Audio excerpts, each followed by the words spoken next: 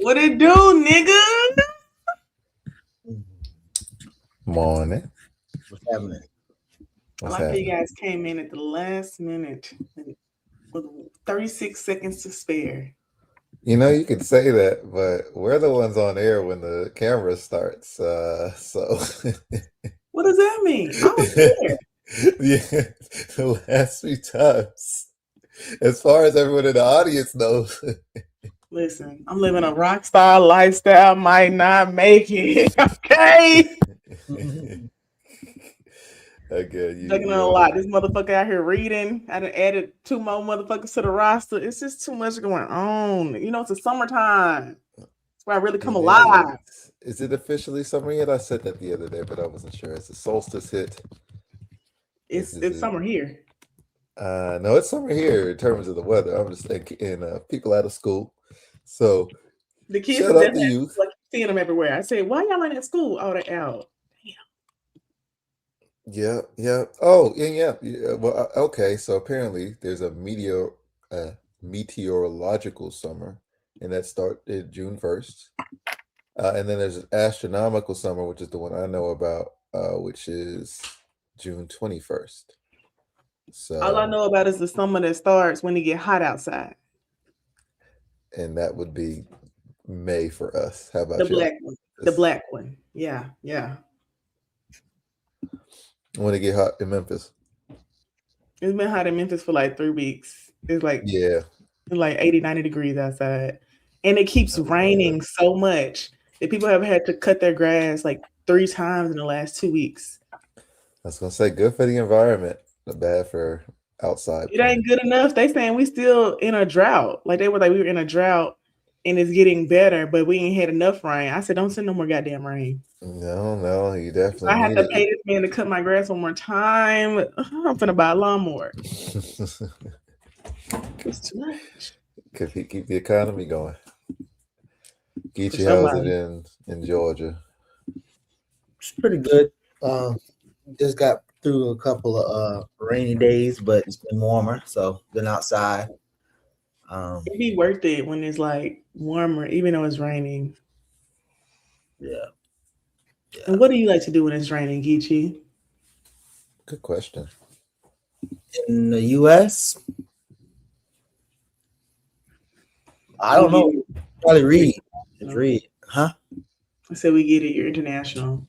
No, I'm just saying it's different because when y'all was just talking about the weather of summer, and where I was living, it was 2 seasons. It was rain season and it was dry season, and that's it. It wasn't no summer, no winter, no.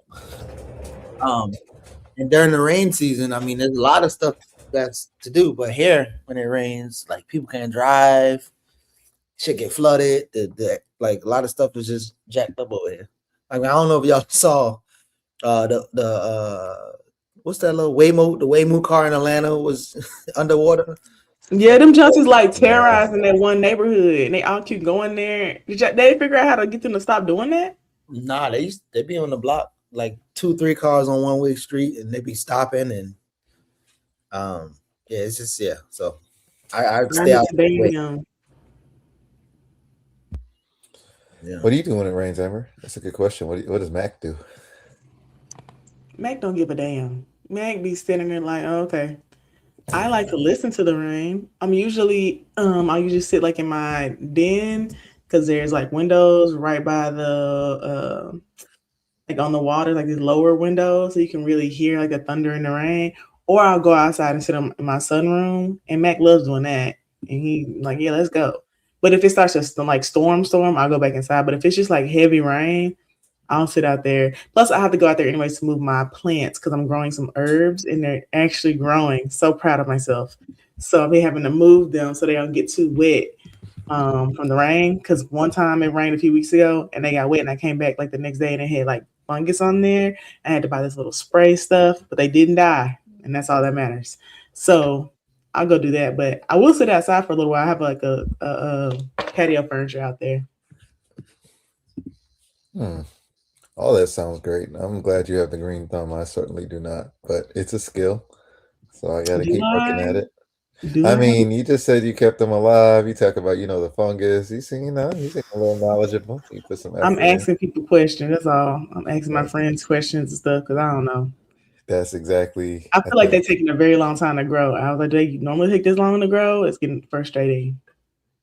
I think that's the way to go, though. Ask, and then just follow instructions. That's my approach, which actually I think leads us perfectly into this check-in. Although we kind of already started, but Josh laced us with a check-in as always. What meal would you cook to impress someone? And I know we talked about cooking before, and my policy with cooking is I'm not some excellent chef. I can just follow instructions. So to me, that tends to be my approach. If I could start. Because it's interesting because there's a lot of vegan or plant-based folks, so I would have to rethink my answer for those. But my go-to, I just be like steak, potatoes, and spinach or something like that. It's more about if you just know how to do the basics and season well, and I can do that well. But now I got to think for my vegan folk, for my plant-based folk, what would it be? What about you, Amber Geechee? I don't know. I think I'm more of a I'm a show off in the kitchen, so I would probably ask whoever what they prefer to eat, even if they're not plant based. Whatever they normally eat, I could make them something that would make them all right. So I don't really have a like these favorites and go to stuff. Like I don't do a lot of it, um, especially with food. You said whatever you want. I got it. You got the skill set. You can make it happen. I More than certainly. likely, more than likely, more than likely. If I can't do it, I mean, I could Google and that's and make my own recipe. But I normally do my own thing in terms of people's regular recipes. So even like so for instance, there's a everybody have a rice dish. Costa Ricans got gallo pinto, and I will make my own. I would add my own stuff to gallo pinto as opposed to just traditionally how people eat it. So it's pretty much anything. How about you, Amber? I don't like cooking for people, so it's limited. If I was gonna actually like cook a meal, I would make some vodka pasta. If I was gonna do something simple, I'd probably like put some chicken on the grill or something. Chicken on a grill. What you do? Barbecue chicken? Yeah, I mean, I just like regular, chicken and then put it on a grill. I don't know if you would call that barbecue chicken or you only call it barbecue chicken if you put barbecue sauce on it. Because some people only call it barbecue chicken if you put barbecue sauce on it. But yeah, I don't know. But I made some grilled chicken for Memorial Day weekend on the grill, and everybody said it was fire. I did like a little marinade. I was so proud of myself. You know, did my own little special marinade, and it came out so good. What are the sides? What are we doing for sides? Oh, I made a salad. Okay, the chicken and the salad. That's what I made for the thing. I mean, I wasn't doing nothing fancy. I just wanted to grill some stuff, and I really like grilled chicken. How you seasoning that? That's my question. Because I can I it just really marinated it depends. in. First of all, I asked that nigga who reads for a marinade. This man said, "Get off TikTok and send me a website." Because I sent him this TikTok. He was like, "Please get off TikTok." And then I looked at the website and I was like, "Okay, these look interesting," but I didn't want to make a flavor. Like they were like different kind of flavors, like a honey garlic and other stuff. So I took some of the ingredients from the honey garlic chicken marinade and then like just didn't put in some of the key things that were in there. So it was just like some soy sauce, some coconut amino, regular seasonings. Um, what else I put in there? And I put like a little Cajun seasoning in there. So it's like regular like smoked paprika, black pepper. garlic powder, onion powder, and then I put a little bit of this Cajun seasoning stuff. And then one of my friends makes seasonings, and she has like one called Sunset Smoke, and I wanted it to have like a smoky flavor, so I put some of that in there too. And then I just mixed it up and put it in the bag in the fridge for a while. Hmm. That sounds good. Y'all, yeah. I'm coming to y'all's cookouts. You gotta impress me.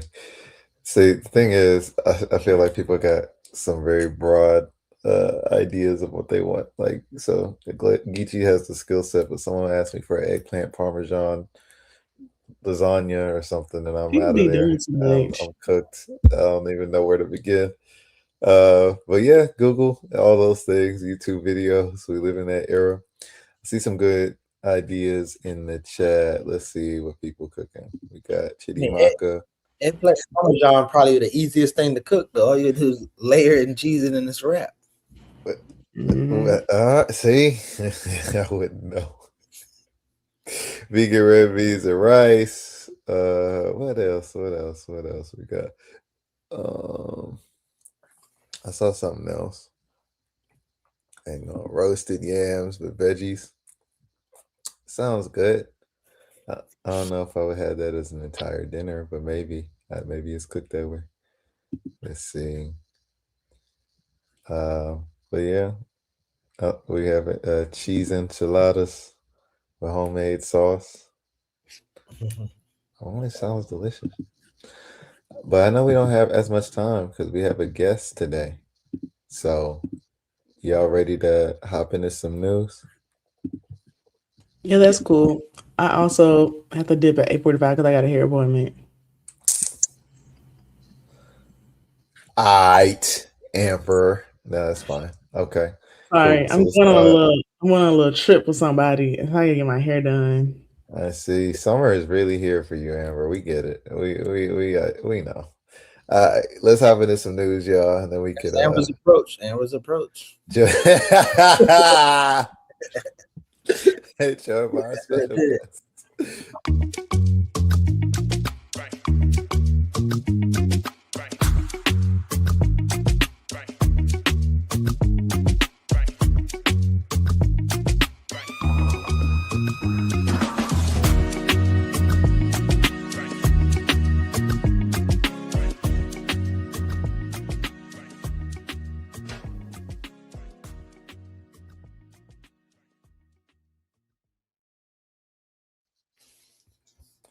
Welcome, Friday Remix, Amber, Lorik, and Geechee. We got some news for y'all, laced, of course, by our comrade Josh.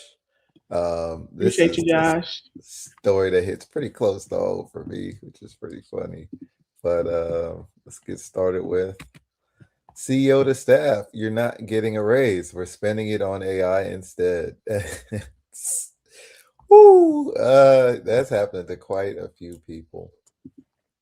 So, shout out Erica and Jared. They just had their financial literacy discussion again yesterday, where they took a quiz. We won't take that again on air, but go check it out if you want to see if you're financially literate. I got 100%, and it's still a terrible, terrible quiz. I think it was horribly written. Do not recommend. I think Jared got 50%, but he's one of those students that like I gotta let them explain their answers when I hand the quiz back because they be misreading the question. So he would say his answer and it'd be right.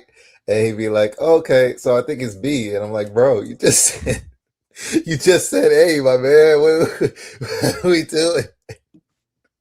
So, financial literacy, one of the things was what would decrease your salary? What would increase your salary? And And the you idea talk about was, a what now? yeah, so this was yesterday, Erica and Jared went over a CNBC article which was testing are you financially literate, and they pulled these questions from the survey.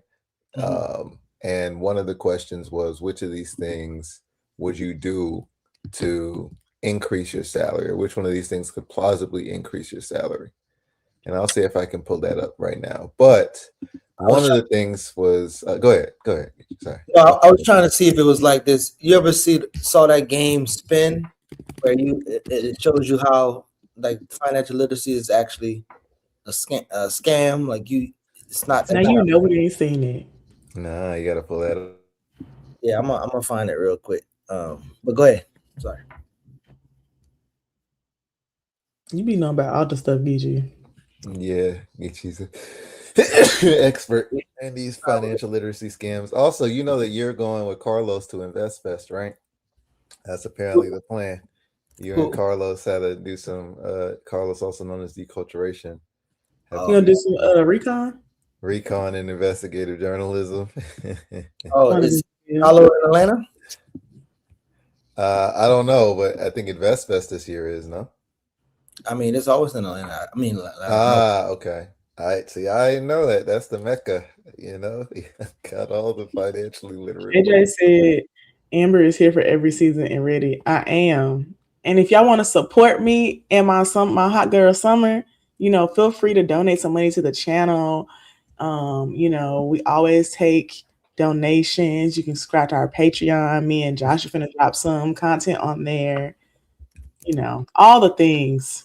Support Amber's Hot Girl Summer, um, and also a lot of the causes that we support here on the platform. I wanted Those are to. important too. I am kind of going out of order, so we are going to return to this. You're not getting a raise; we're spending it on AI instead. Something that's happening across industries. Lady Alex, um, I'm glad I'm retired as an RN. I don't know how they can use AI to replace us. Yeah, that's part of the problem. Is that they're selling a pipe dream and it's a bubble. And Dwayne Monroe's work is excellent for this. Going to try and bring him virtually to Miami to talk about it, but yeah, it doesn't work. And what's crazy is Silicon Valley is its own bubble. Like it truly is. They live in their own fantasy land. So I met somebody who did a startup that was fairly successful. It was my friend in undergrad, and the dude was just in his own world. He used to be pre-med, so it was pretty wild when I talked to him, like 2 years after he'd moved, maybe 3 years to Silicon Valley, and he was telling me that nanobots were about to replace surgeons within the next 5 years. This was back in 20, like 2017, 2018, y'all. And I was like, bro, how does that make sense? Just think about it, man. He was like, no, I'm here. I'm seeing the technology up close. And I'm like, bro, this no, absolutely not. Elon Musk tried to do the same with Tesla and tried to automate the factories. And in China, where they do that, it's a lot more efficient and people centered. But here, it failed miserably. And so he tweeted out, humans are overrated. So, this idea that you can replace these things like teachers, nurses, and physicians, drivers with AI is very misplaced, but they're going to keep trying. So, to the detour point, I was able to find the article, I'm pretty sure. Let's see, that they covered yesterday. This is Are You Financially Literate with Dr. Erica Brown that Jared had on this platform. And we did this quiz. So here it is. We won't do the whole thing. But again, I thought it was funny because the questions are just terribly written, like awfully written. I used to help design tests. And if some of my colleagues, look how my brain works, were to submit this test, I would have been like, hell no, y'all got to go back to the drawing board. So this is all saying Americans' financial literacy slumps to a 10-year low. New study finds, yada, yada, yada, blah, blah, blah, blah, blah. He don't understand finance, and that's why the economy's a AI bubble, I guess. So they have some of these questions, and these questions, I think, so they were randomly selected. The quiz itself is a lot longer, but I think they tried to select stuff that the majority of people did not get correct. So this is the first question. Oh, it's exactly what I was looking for. So hopefully we can read this, see what y'all think. All right, Amber. Geechee, you're being tested. Mark's salary has increased over the past 2 years. What would be a plausible reason for this? A, the number of workers with Mark's skills increased where he lives and works. B, new technology reduced the demand for workers with Mark's skills. C, Mark completed several training courses at a local college. D, don't know. D. B. B, you say? D as in dog. D, okay. Geechee says I D, said don't B know. as in boy. Okay, So we're saying Mark's salary has increased, and Amber is saying new technology reduced the demand for workers with Mark's skills. Now, my answer is C, because in the American workplace, what they're going to try and tell you is that if you get some professional development and you get some supervisor skills and you get some new things that make you a more marketable employee, it'll. Mm.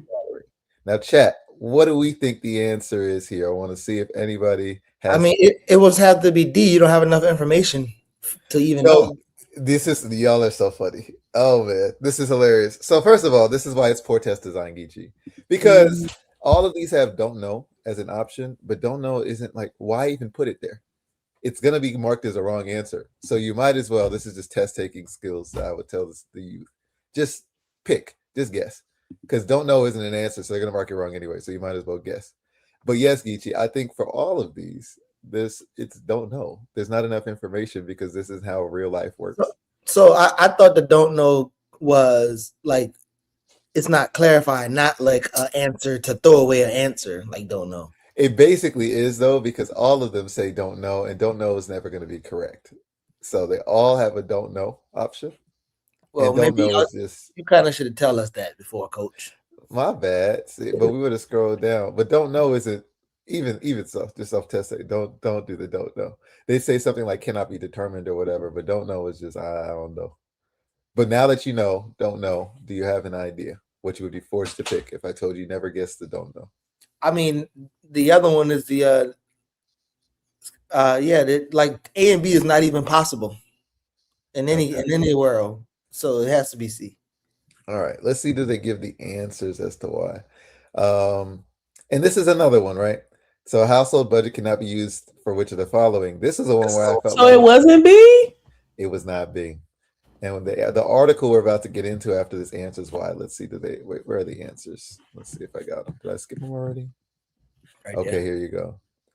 You got us doing the quiz and shit. Don't even have the answers. No, it's right here.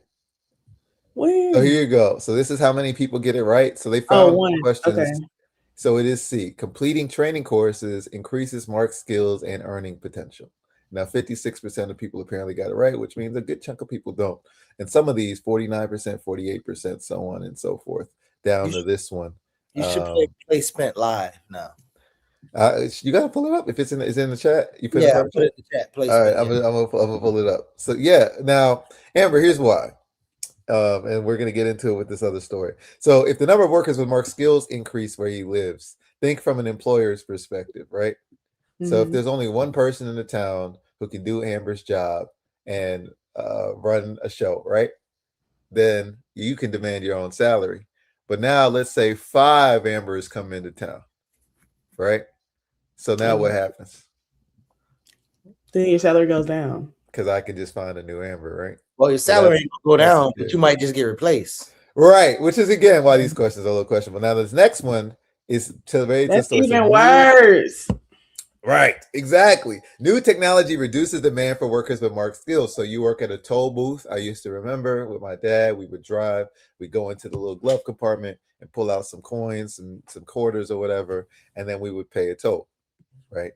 But now some new technology comes around where they have SunPass and they scan it, and so they don't need your toll. Well, we call it SunPass. I don't know what y'all got in Georgia. Yeah, they don't have the people in the. But they used to have the people in the little booth up north because I've definitely been in there and I had the little Easy Pass thing, and they only take cash, so I had to like scrounge up cash to get to the lady. Yep. So this is why B would also, in theory, reduce Mark's salary. So really, the only idea is that if you make yourself a more marketable worker, you can get an increased salary. Now, does this work all the time in real life? Hell no.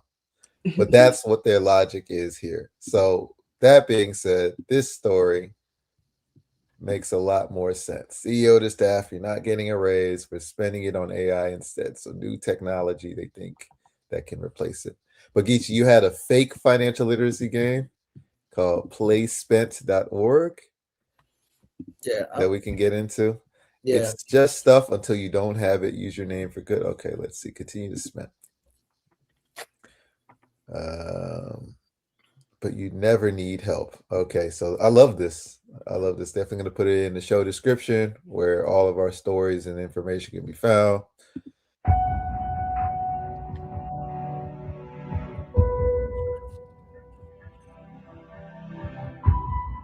a job. Hit find a job.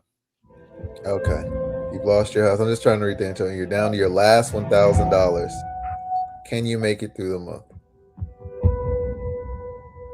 So before we do that, Geechee, just a fun question based on that last thing we were on.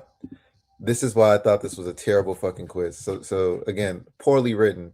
So check out this question that's really related. So you're down to your last $1,000. So this is one of the questions it has. It says Akiko has 1,000 in savings that earns a 2% rate of return over the course of the year. The inflation rate during the year is 3%. Which statement is true? She can afford to buy fewer things at the end of the year. She can afford to buy more things at the end of the year. It's not clear whether she can afford to buy more things or fewer things at the end of the year, and don't know. So this is why I say don't know is a throwaway answer, because C and D are kind of close, right? But I was originally like, well, savings, I was taught not to touch savings or whatever. It's not clear to me, based on what Spent just said. What if you lost your job? What if there's a million things? If it's just whether or not you can afford to buy more things at the end of the year, how would you know that based on just the return rate and inflation? It doesn't make sense. The return rate, obviously, and when the inflation is higher, I mean they're gonna have less money or less value in their money. Exactly. So they're not gonna really have $1,000 to spend. So you know the answer. So, but my whole thing is, why set up this fake scenario where there's a bunch of weird variables in play that anybody can interpret differently? If the point is just to say that if inflation is greater than rate of return, you won't have as much money, then just test that on the question. See, what happens, But this, to make you not feel financial literate, so they can publish the studies that say financial literacy is at a 10-year low. But this is what I was saying, Geechee. So in my mind, I'm like, all the things they just said, unemployment rate is high, housing market is high, they went to war in Iran, and now the gas prices are up. All of these things are why I would say C. But their whole thing is they're just trying to test you. Do you know that inflation is what affects your returns? And I think it's kind of actually ironic that people who talk about financial literacy are probably more so illiterate intellectually or whatever, or don't read well or haven't read. So it's almost interesting because I mean these questions are not surprising for somebody who advocates or talks about financial literacy. This is exactly the type of questions I think they would be asking. Yeah. Yep. And not as not as a mathematician, not an activist in the community, not even an educator. Because again, as I'm saying, in terms of anyone who's done test design, this is bad test design. It's just not good. And yeah, this is something that's being pushed to our kids. Jared and Erica talk about there's a preeminent scholar of financial literacy, which is crazy. And she's the most cited in the field. She's from Stanford, one of those evil institutions. And it's all throughout the world just teaching financial literacy. And it's just very clear that this is bullshit. But all right, so spend. I think financial literacy is bullshit because it's just not realistic. The only way to be financially literate is to make more money. Yep. And then they're gonna if you. But I mean, here's the thing, Amber. So I've met people who have fallen down this rabbit hole, this kind of scam of financial literacy, and the way they sell their courses essentially is they'll tell you, if you're not financially literate, you can give poor people $1 million. This is what John Hope Bryant was saying on this channel. He's like, you can give poor people $1 million, and if they're not financially literate, they're gonna lose it, bro. No. Try it. So that's what I told him. I was like, try it out, bro. You're a multi-million. Give people $1 million. Let me see what happens. Go ahead and see how many of them are broke within a year or whatever. It's a lie. It's a damn lie. Unless you already got crazy student loan debt or medical debt, or one of the ways that this country preys on people to make them broke. You give anyone $1 million, they're going to spend it on what they need to survive. The only people who would fall for that are people who have already fallen into, the ones who are likely to fall into financial literacy scams, the ones who are into consumer spending at lifestyle, ridiculous stuff, going to buy luxury cars and all of that. But that kind of person was already closer in mindset to John Hope Bryant than they are to us.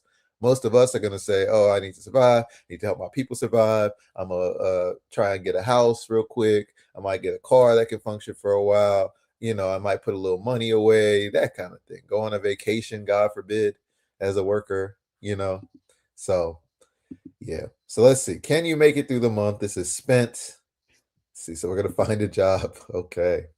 So we got $1,000. We're on our last $1,000. You're running out of money fast. It's time to get a job. Any job. Here's what It's available. Choose one. Second shift, looking for a dependable, punctual, and hardworking warehouse associate. Must be able to lift 20 pounds and have reliable transportation. $14 an hour, 12 to 7 p.m.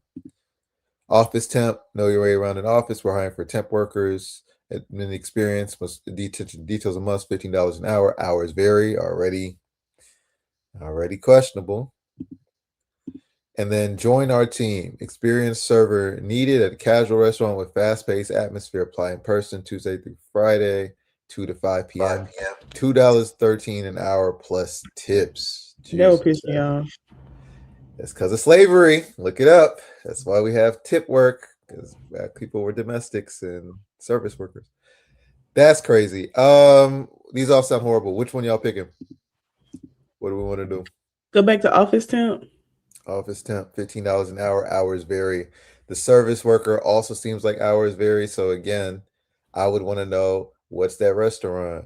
How many people come through there? Do people tend to tip? I would want to ask the other staff there, how are tips?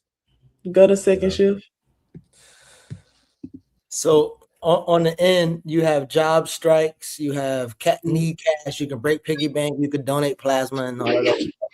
Jesus, get a payday loan, which it's, oh boy. I would say let's do the warehouse job. That's whatever. That's, honestly, because most people are going to be like, at least it's consistent. So we'll do the warehouse job. All that lifting, repetitive packing can be brutal on your body. $14.40 monthly pay before taxes, minus taxes. That's $12.24 take home pay per month, which is a weekly pay of $306. The Affordable Care Act requires you to get health insurance. The good news, your child is covered by the state. The bad, you aren't. Which plan do you want? Gold plan, $462 a month. Silver plan, $437 a month. Bronze plan, $303 a month. Thank you, Obama. You're the best, man. Which one do we want, y'all? Get the Gold, bronze silver, plan. Bronze, and better hope we don't, have any issues.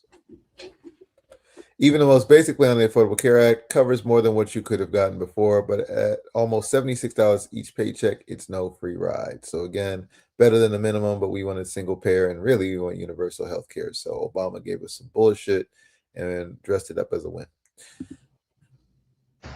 All right, so now you got to find a place to live.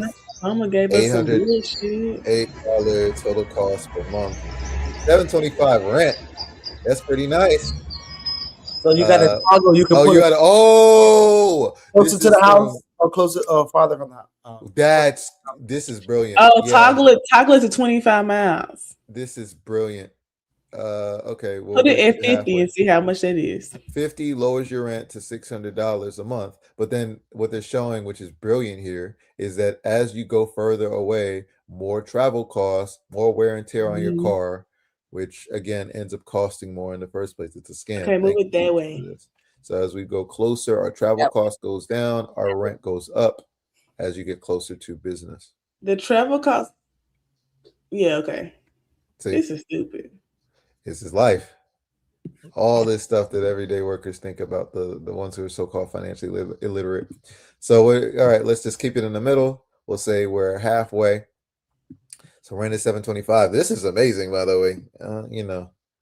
That's not. I don't know. Now when you don't have good income, ain't amazing. No, I'm saying in this, it's not obviously, but I'm saying like even that seems low compared to what I expect.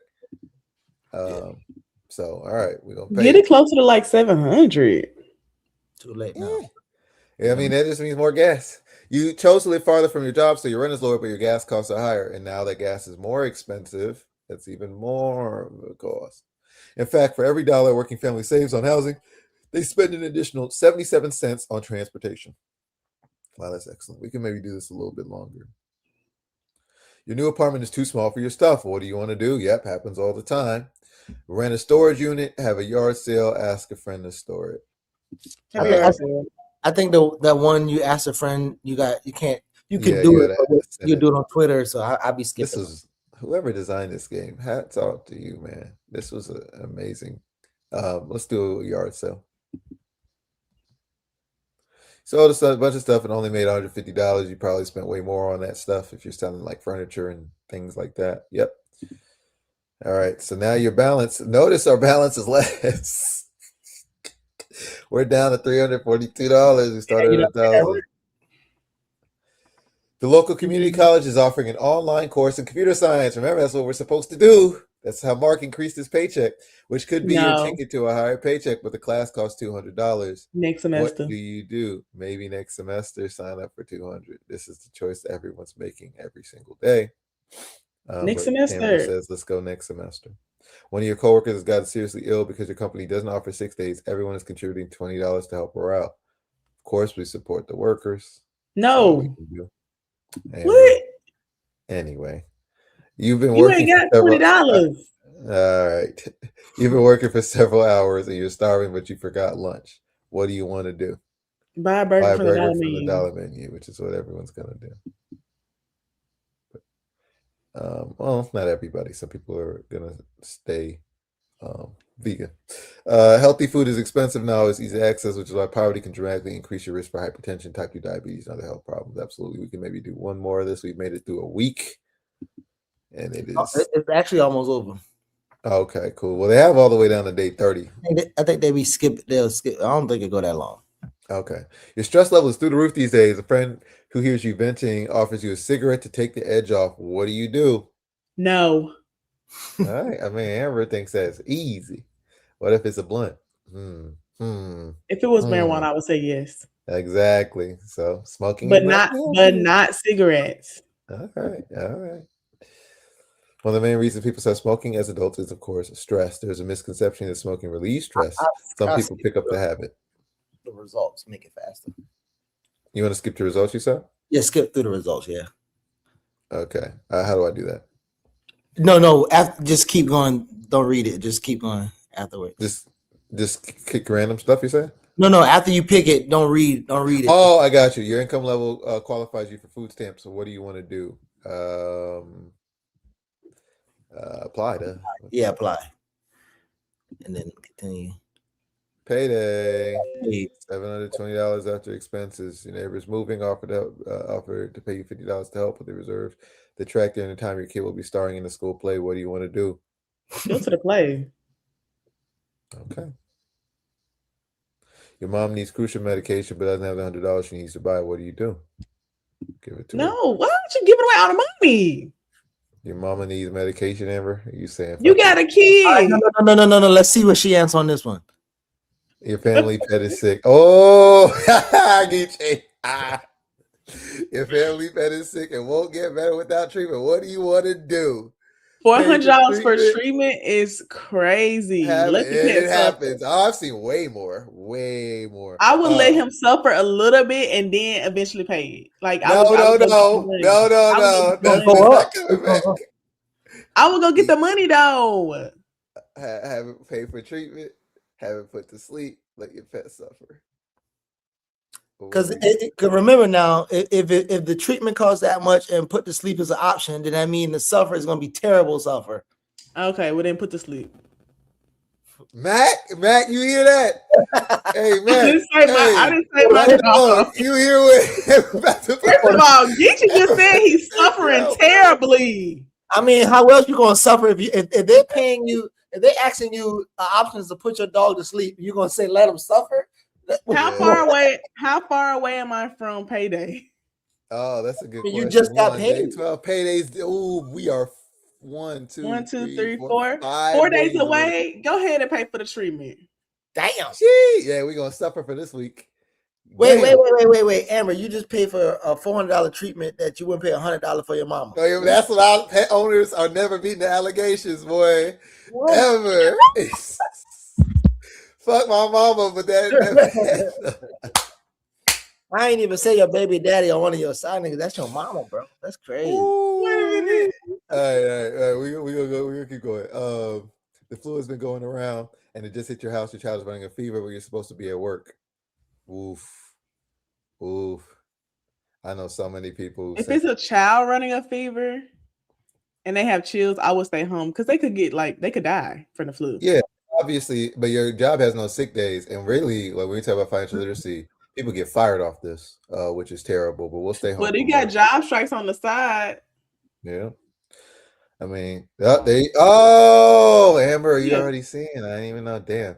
You're walking into work when someone approaches you in the parking lot, they want to organize a union, push for better pay. Shit. They just gave me a strike. Fuck you talking Keep about. Talk walking. to him. Talk to him. You You got just fired. lost your job. You won't make it. Oh shit. Should have kept walking. Amber was I right. told you, keep walking. It's why what you get not Damn. fucking listening to me. You don't want to unionize? Yo, Geechee, does Not Jared right now.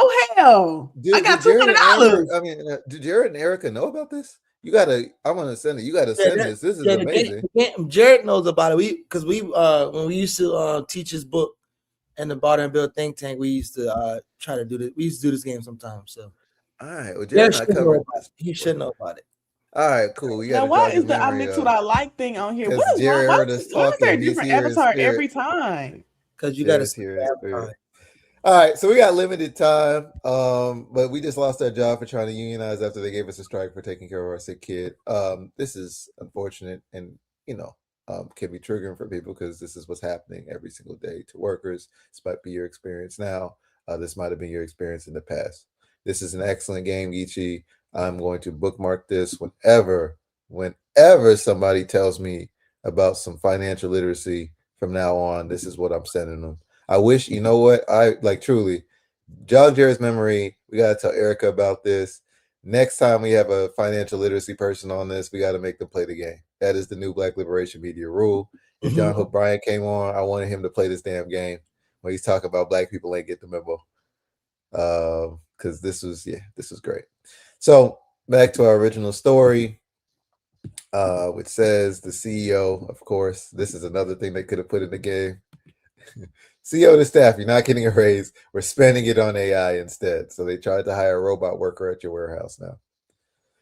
AI isn't just coming for your job, it's coming for your pay. As companies look for cash to fund their AI transformation, some are finding it by shrinking employee benefits and compensation packages. Teradata, a global cloud software company, told its 5,100 employees in January not to expect an annual salary raise this year as it reallocates the budget toward AI investments, according to an internal memo seen by Business Insider and not previously reported. Teradata's focus for 2026 is to win in the market with AI, CEO Steve McMillan said in a memo. And to help achieve that, the company will be increasing investment in AI talent and expertise. We will fund this AI investment by reallocating the budget for 2026 annual salary adjustments, said McMillan. I bet you his salary ain't get adjusted though. Crazy stuff. Teradata did not comment on the budget decision, of course. A spokesperson told Business Insider that the company is actively investigating an AI to innovate its products and services. 2 US-based Teradata employees, both of whom have been at the company for over 10 years, told Business Insider they generally receive annual salary increases of 2 to 4%, though they said the increases were not guaranteed each year. And this, back to that question about Akiko and the savings, these salary increases of 2 to 4%, 2% will not match the rate of inflation. This is already the issue. So they increase your salary. Who was it who said that? I always forget if it's Dr. King or George Jackson because Jerry quotes it all the time. But they'll let you at the lunch counter and then they'll raise the price of the burger, essentially. I think George Jackson's the one who talks about inflation being specifically designed to match consumer spending. So that kind of thing. So they already get a salary that is basically at inflation levels, so your salary doesn't change, really. It just lets you stay at your current spending. Employees may still receive performance-based bonuses and equity shares. Oh, you can invest in the company that's fucking you over. Oh, thank you so much.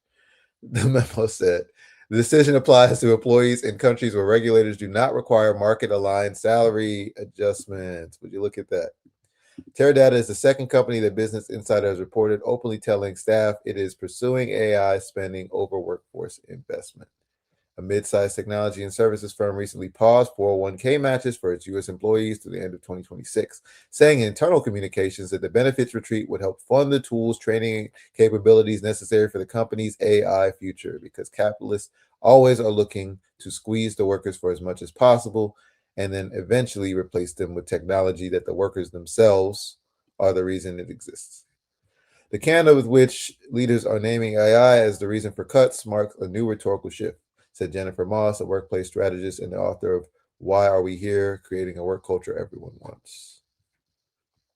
Whether that's more honest or cynical spending depends on, or cynical depends on your read. Yeah, okay.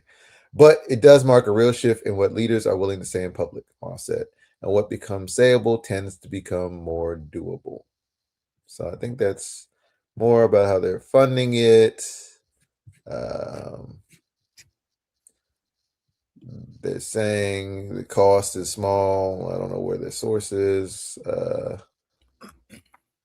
And then they're saying that it's actually more, the salary and benefits cuts are actually on the lighter side of things. Others have tied AI adoption to layoffs and fewer hiring opportunities, which we talked about before with people trying to automate their workplaces and things like that. Meta, for example, even the tech jobs, I think someone in the chat already raised this earlier, laid off 10% of its workforce in May, a move it linked to a push for efficiency and the need to fund investments. So even your good, nice tech job, what was that movie with Owen Wilson and Vince Vaughn, where they work at Google and they get to go down the slide and you get a cereal bar every day and it's all nice and all that. Yeah. Until they create some AI that you probably helped design and it lays off 10% of your workforce. But don't worry, Meta's stock price has surged in recent years, and in January, the company said its capital spending for the year will range from $115 billion to $135 billion. So capitalists make money, workers get screwed. Tale as old as capitalism. Go back to the employees may still receive performance-based bonuses. The decision applies to employees in countries where regulators do not require the market aligned salary point. Yeah. So when you a lot of these companies, including the radical organizations, they'll move to states where worker and tenant laws are shit. So you think about like relocating the country and opening chapters and whatever. Like people tend to do that, and I think that's what's interesting. It's like the type of political education or the type of conversations you have as an employee is very slim, right? You have very little time to talk. You're probably working, clocking in, or whatever. And in orientation, you're not going to learn like, oh, we moved to this neighborhood, we moved to this city, this state because the worker laws are shit and it's at will employee. We could just fire you for whatever reason, whatever. So it's interesting. That's how people come to Tennessee. Yep. Yeah. Yep, and it's interesting how these laws are in places where union struggles have been either extremely repressed or the movement isn't as strong, and then historically in the South, where, of course, the majority of Black people are concentrated. So always the more exploited workers have the states that tend to be the most exploitative, Florida being one of them. Georgia sounds like it's up there, Tennessee, Texas, Louisiana, so on and so forth. So yeah, very clever, and yes, they will of course look for the states with the most colonized people, or they will go to colonized countries and try and exploit the people there, like Haiti and Puerto Rico, and what they want to do in Cuba if they can overthrow that socialist government. So yeah, this is pretty on brand. Unfortunately, doesn't surprise me much. But yeah, that's that story. And I know we have our guest coming on. Wanted to maybe show the trailer to his documentary before we introduce him. So we can maybe do that at 8:55. Got enough time to maybe squeeze in one more story. Get you got a story? This one's interesting. Well, we got two for y'all to choose from. I know yesterday Kim and Jackie covered Rick Chow and the death of Cyrus Carmack Belton, the young Black boy who was murdered for allegedly taking water bottles, but for really nothing. And then John Bolton, who reaches a plea deal. That one's interesting. You want to cover one that our remix comrades haven't covered? Please. Yeah. That other one is that one takes more time because lots of feelings. All right. Exclusive. John Bolton reaches plea deal over mishandling of sensitive national security information. So John Bolton was the national security advisor, and he mishandled security information. No way. What? Oh, I'm shocked. Absolutely unexpected stuff here that the person over national security mishandled the information. Now, I do want to remember, because we do have some, not many, but some who exist in our remix audience and are not familiar with the Fox and the Wolf, aren't familiar that bipartisan this stuff happens. So I do want to remind y'all that Hunter Biden also was mishandling some of that information, is smoking crack on cam. So Definitely was this is doing not crack. just the Republican Party. It's both of them that do this. But we are focused right now on who's in office, and that would be the Republicans. So John Bolton, former U.S. National Security Advisor. It's a little hard to read. Let's see here. I've been reading for a minute. Amber, want to take over? Oh, you're not on camera right now. Yeah, Hey, I but you got can. it. Okay. I was drinking some tea. My bad. Oh, you good? John Bolton, President Donald Trump's former national security advisor turned adversary, has reached a plea deal over mishandling sensitive national security information, according to 3 sources familiar with the matter. I don't be believing this when they say that. Do y'all be believing that? The 3 sources or the... When they be saying according to people who are familiar with the matter, I just don't be believing it. But yeah, because I mean, from my limited time on DC, they all love to share information with each other. They all friends. They all go to the bar. They all gossip and shit. So I think it's probably that's what they mean when they say that. Yeah. He intends to plead guilty to 1 felony count of illegal retention of sensitive national security information, according to one of the sources. He has also agreed to pay a more than $2 million fine, according to one of the sources. Who got $2 million? He got it. He got it from his book advance, his tell-all book. He got $2 million in advance. I forgot. Yeah, they all did the tell-all, Geechee. You're absolutely right. They just made him give that back. That's all. Yeah. Jeez. A conviction on 1 count of illegal retention could come with a sentence between 0 and 60 months in prison. So he's not going to jail. Scroll down, Lorik. Sorry, yawning. My bad. Justice Department declined. The Justice Department declined to comment and refers CNN to the court docket, which indicates a hearing was set for June 26th. The plea deal comes months after the top Trump foe was charged by prosecutors in Maryland for allegedly keeping diary entries from the first Trump White House in his home. My God. Prosecutors, 450. He has 453 days documents that he was with Trump. How else was he going to write the tell-all, y'all? This is insane. Prosecutors accused Bolton of sharing more than 1,000 pages of information from his day-to-day activities through his personal email account with 2 unauthorized individuals who CNN has reported are his wife and daughter. Please. Oh, man. The alleged transmission of classified information isn't part of the charges he expects to plead to. This is dumb. It truly is. His guilty plea won't include charges related to the allegation that Bolton took home or shared classified documents, only that he wrote down sensitive national security information as part of his personal papers. Bolton, who served for 1 year in the first Trump administration, was originally charged with 8 counts of transmission of national defense information and 10 counts of retention of national defense information. Trump had been long calling for Bolton to be arrested over his 2020 memoir that was highly critical of the president, claiming Bolton should have gone to jail because classified information was contained in the book. But unlike cases against Trump's other perceived enemies, like FBI Director... Sorry. Niggas ask you to read and they don't even pay attention. James Comey in the now dismissed case against New York Attorney General Letitia James. Bolton's case has maintained the support of career prosecutors and investigators. People briefed on the matter previously told CNN. I'm sick of them saying people briefed, but whatever. Yeah, I'm trying to fight ads off Amber. I'm not. That's why scrolling's a problem. Trump's first Justice Department opened criminal and civil investigations into the book in 2020, but it was closed within a year. But the FBI opened a new inquiry into Bolton the next year, still during the Biden presidency, after his email was breached by suspected Iranian hackers, as investigators discovered diary-like entries containing top-secret information from his time as National Security Advisor. An FBI search of his home in Maryland last summer found documents marked as classified, according to court records previously released.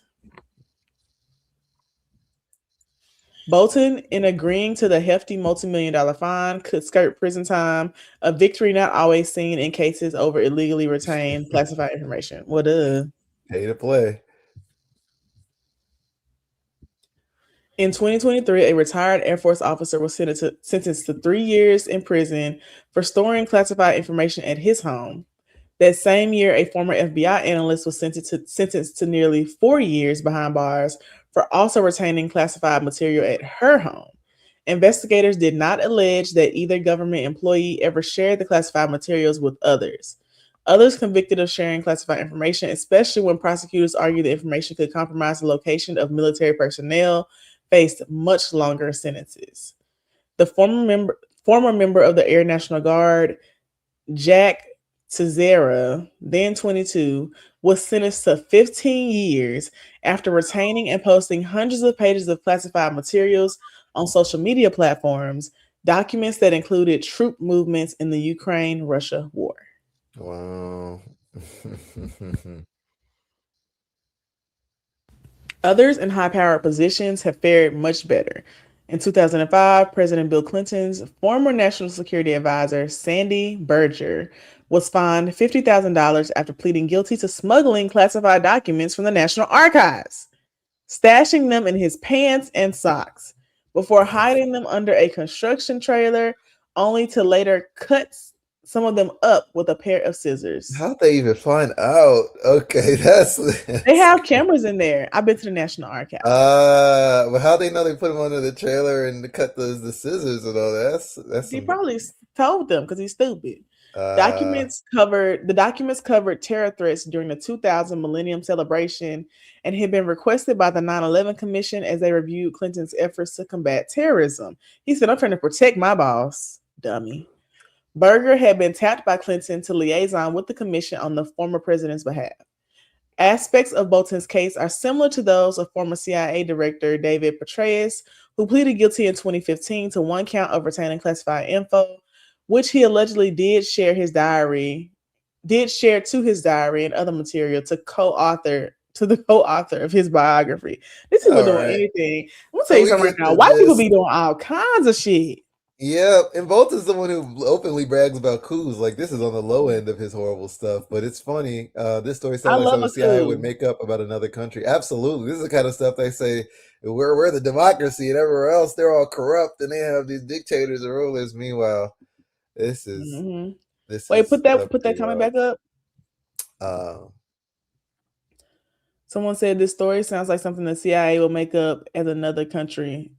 Yeah, Will make up about another country. It's so yeah, dumb. It is dumb. exactly. He was kicking his feet up and writing. Absolutely. And of course they throw the little, Jack Ryan propaganda in there so they can make another CIA movie. Iranian hackers. Hackers.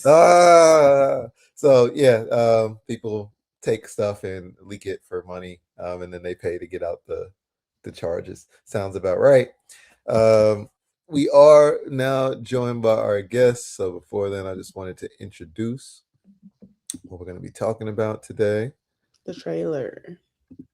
Play a little trailer here because I'm very excited about this project. So let me make sure my audio is shared. Let's check it out.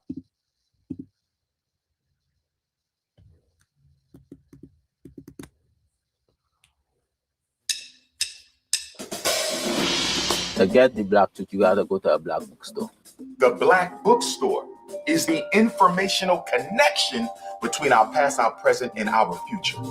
During that time, we were young and saying we were going to take the movement to the next level. We were going to correct all the issues from the 60s. We studied Malcolm, we studied Marcus, we studied Dr. Ben, you name it. The thread that ran throughout all of them was self-independence. the existence of Black bookstores has fueled our movements. There would be no Caribou without Pyramid. Our diary was in that pioneer stage of bookselling, giving birth to people that got their grounding to go on to do other things. Because of my father, we own this building. He instilled in us the importance of being self-sufficient. This bookstore been here since the civil rights movement, since the Black Power movement, the hip hop movement. Through all the trials and tribulations, this is one of the few that managed to stay alive. The foundation of Sankofa is really about the idea of film as an entertainment. This is a fundamental contradiction. Film is not entertaining to oppressed people. Hoover and FBI thought Black-owned bookstores were being set up by radical organizations. And even if they're not radicalizing them, they are bringing them in to a space that wasn't there before. My father would see the FBI agents across the street taking pictures, and he would say that they need to come and learn what's going on in here instead of trying to determine that I'm doing something subversive. During the height of COINTELPRO, no Black bookstores knew anything about COINTELPRO. They would find out about it later. But the fact that nobody knew about it at that time meant it was successful. It's not just the FBI, it's local police, both in the South and the North, who are trying to use these types of techniques against the civil rights movement. It was coordinated by several different elements of the federal government. The government is taking certain knowledge out of the bookstores so that the public doesn't have it.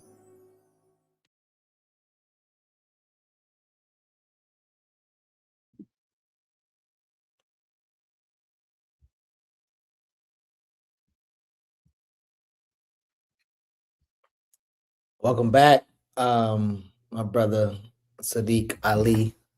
How you feeling, brother? Bro, I'm feeling great. Happy Friday. We made it. We made it to another one. Made it through another week in the shadow of global white supremacy and what all these white folks try to do. They try to bury us, y'all. They ain't know we were seeds. That's the Friday energy I'm on. I appreciate y'all. How y'all feeling? I'm doing well, man. It's good to see you again. Awesome. So listen, man, I saw several people we both know. We've been running around with Baba Nati at Everyone's Place down there at Sankofa, right across the street from Howard. What made you or y'all, and I see Davon Love in the lineup too, but what made y'all do this now? I know there's been some closing of bookstores and maybe they're not getting enough traction, but what was your and y'all's objective of doing such a film? Yeah, bro. Again, just appreciate the invite. Appreciate what y'all are doing with this platform. As we know, I mean, which is really kind of getting into the core of your question. As we know, like the old African proverb, right? Until the lion learns how to write, the story of the hunt will always glorify the hunter. And so what y'all are doing with this platform, right, it's taking back our narrative. It's having nobody else speak for us. And I just so appreciate that, y'all. And so likewise, with this project, it started off really as an idea. And so, Brother Larry, what you might not know is like, I grew up in Black bookstores. So my dad was the founder of the first chain of Black bookstores in the country. And so right down the street before Sankofa was there was Pyramid Bookstore, 2849 Georgia Avenue, 2 blocks up from the Mecca, Howard University, where my mom and my dad met. And so growing up in that environment, you know, like most things, you don't realize it, you don't appreciate it until like 20, 30 years later. And so was the case for me. And so during the pandemic, how the actual project came about is during the pandemic, as my brother Larry knows, you do a lot of work here in the community in Baltimore. And so a group of brothers that older Black men out of the DMV, some of which knew my father, who has since transitioned. It's actually been 15 years since my Abu transition, which is just crazy every time I say that out loud. Long story short, during the pandemic, I got invited to a virtual session of some brothers who had formed a group, sort of study group, called the Kibler Circle. They invited me on to just essentially update brothers on what was going on with my work, just kind of what was the latest.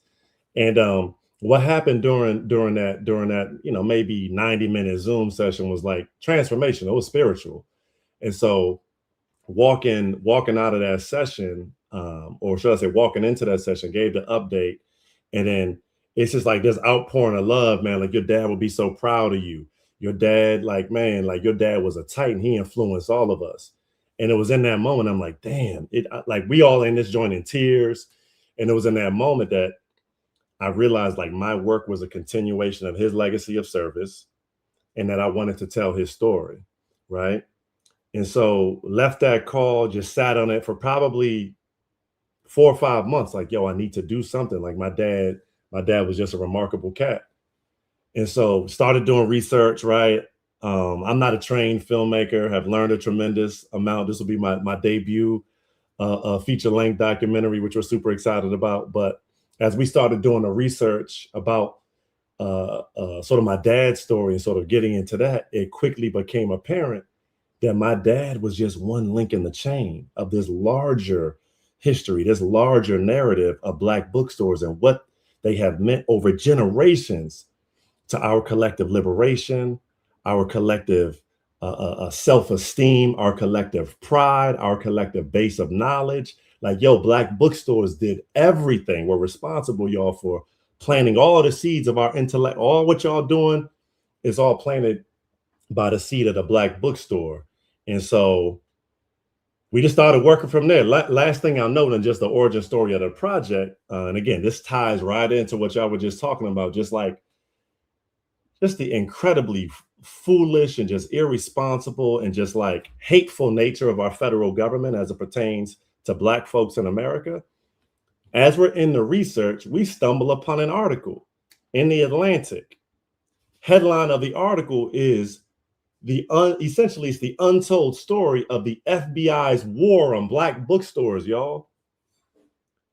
I read the article, I'm astounded, because you think, for us, that ain't like, oh my God, the FBI was, but the brazenness with which they did it, the audacity, and the fact that even in Black bookstore spaces like this, we can't have no safe space.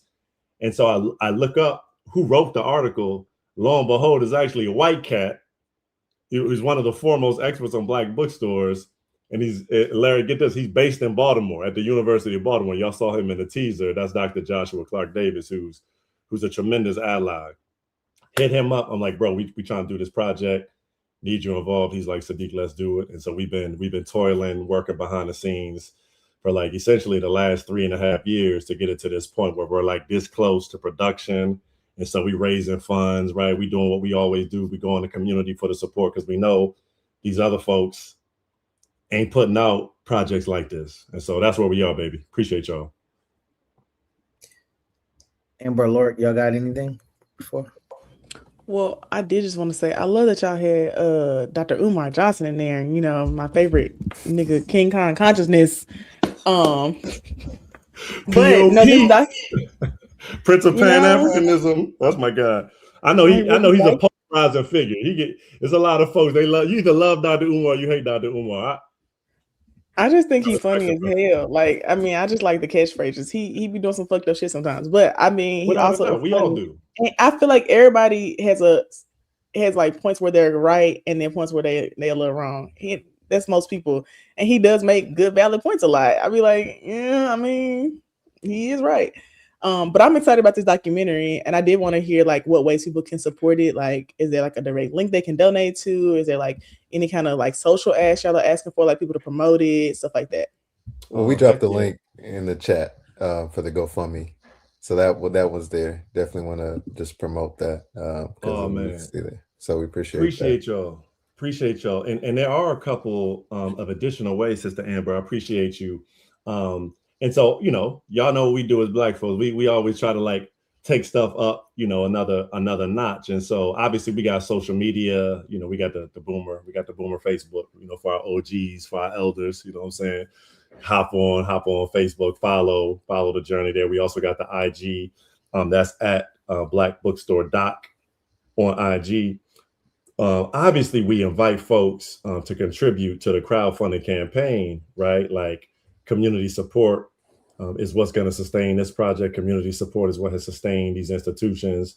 But the other thing, the cool thing is that over the last several weeks, we've been producing a series of what we've called teaser salons, right? Virtual teaser salons, where we're inviting groups of folks to get together and essentially host like virtual, like lookbook parties, right? Like virtual teaser parties. So we'll have folks, you know, invite 20, 30 of their folks, we'll show the teaser, do like a Q&A, just really exposing people to the project, like that old like Tupperware parties, right? Like old network marketing, just inviting folks to come and learn what it is, because all of this is a network. We all selling, we all trying to push out, you know, ideas, especially for us, that's going to impact our people. And so if folks want to host a salon, you can hit us up on IG. If you all have time, we actually have 2 amazing salons coming up. Y'all, I know y'all know this, brother, but we have a salon coming up on Tuesday, June the 9th, with brother Tony Browder, Professor Anthony Browder of the Browder Files, right? Tours on the Nile. And so come, you know, we're going to do a fireside chat with Baba Tony. We got brother Muwata, Kevin Washington, who's going to be moderating that conversation. And so we also build a community around the project as well. Like we want folks to be excited about it. And so follow us on social. That's like the lightest lift. Drop in, you know, I was going to say your Starbucks money, but we ain't, hopefully people ain't still going to Starbucks, but it's a whole nother combo. Drop your coffee, you know what I'm saying, your cafe funds for a day into the GoFundMe. I mean, every little bit counts. And if, you know, you want to learn more, join us at an upcoming teaser salon too, because we're going to be having some amazing conversations, y'all. So is there a place that we should follow you in particular for that information? Oh yeah, IG or Facebook. Yeah, whatever your social media drug of choice is. You know what I'm saying? Okay. That's a great way to frame it. Definitely. Drug of choice is so crazy. I wanted to open it up for questions from the chat if we still have some of your time, Brother Sadiq. For sure. I got to the bottom of the hour for sure. So right, beautiful. Go ahead. Our Baltimore circles are extremely small, right? They call it Smaltimore. And Jared, who also, so here's the backstory. So one time when Jared when he has his the first edition of Myth and Propaganda backed by Empire, you know, I was living on Madison, Madison and North. So I used to always ride up to everyone's place or walk up to everyone's place. I remember having a conversation with Bob and Ati about Jared's book, and he didn't read it yet. And so he didn't have it in there yet. And sometimes there's this ordering of books by a person. And sometimes even with Sankofa, there could be some more radical Black books in there, but then less radical Black books in there. So I'm curious if there are any, I don't want to say critiques, but things that you been made aware of. Like one of the sisters in the video said something about like her father was saying like the FBI should just come in and see that we're not doing anything subversive, which some radical books would be like, I don't know about that now. Like, I mean, so yeah, I wonder if there was any like learning curves or any things that pop up that, you know, other than the file that you saw, but any other things that might have popped up for you during the project. Yeah, bro, that's an amazing question. And so we had a convo last week with the 2 sisters who have written in 150 years of Black bookstores. They've written the only 2 books ever on the history of Black bookstores. And so I also wanted to shout those out. So my late put them books up. Yeah, my late Abu is featured in both of these. Hodari Ali, say his name.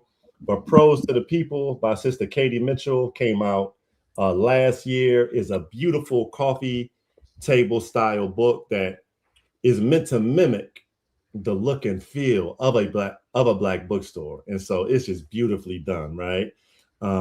And then this year, Black owned, right? The Revolutionary Life of the Black Bookstore was released by Sister Shar Adams, right? And so almost about a year apart, obviously, right? Leave it to the sisters to lead the way, you know what I'm saying, Sister Amber.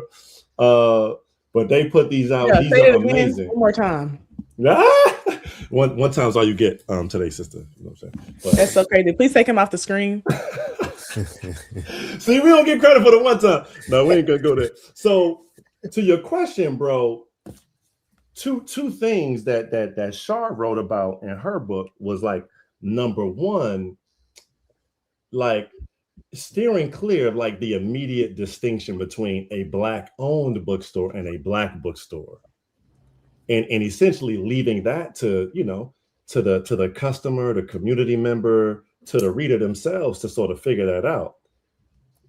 She sort of like almost on the last page in Black-owned sort of speaks to her like why she did that, and she's like, yo, basically I want to leave it to y'all because we don't want to turn this into like, you know, what so many debates in our community turn Race into. It's like, wars. yo, who Blacker, who smarter, who more subversive, who more woke, right? It's like, yo, by taking that approach, especially as it pertains to young people who are one of our primary audiences for this project, we trying to wake up a million young Black folks to love reading and to read and not even rediscover, in some instances, discover reading. And if you start off, bro, with, you know, Amos Wilson, right? Or Franz Fanon to a ninth grader that ain't never read nothing, yo, you lost them.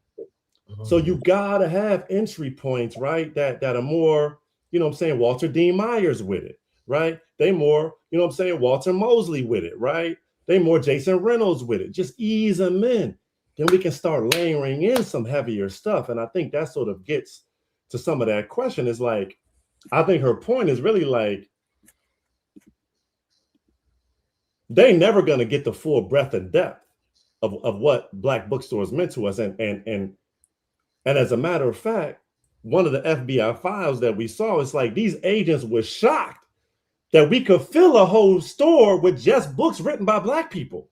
These white folks had no frame of reference, y'all. They had no POV. And so just think it's so important to just like meet Black folks where they are, because again, always go back to Malcolm as our shining prince, like that example of what radical change can look like when somebody believe in you and when you just, yo, are cool with baby steps, and that we don't judge for, like one of my favorite Malcolm quotes is like, yo, don't, if y'all know this one, don't be so quick to judge, right? Or look down on somebody because of what they think or believe. Because there was a time when you didn't think or believe as you do today. Right. And so just like giving our folks grace to be able to catch up, y'all, I think is also like the power of the Black bookstore. So yeah, we got the Black smut, we got the Zane, we got the Black romance novels, and we got Franz Fanon. Like, yo, all of that could be true at the same time. Now, why I gotta be smut? Why can't it be, you know, artistic? What was it? Erotic noir, black erotic noir. It's like a funny term. It's like the Black noir, yeah, the Black eroticism. Well, I'm with you, sister. I'm with you. So I don't care either way. I don't read it or romance novels. I don't care about any of that shit. But I do think, you know, we don't have to call it smut. Well, my cousins were reading Zane Chronicles probably a little too early, so that is why we tag your girl cousin and categorize both actually. Wild. Categorized. So I did have a question, and we are on Black Liberation Media, brother. So I'm going to push you a little bit. Now I definitely hear you. At the same time, we have revolutionaries like Walter Rodney who did intentionally write books for children.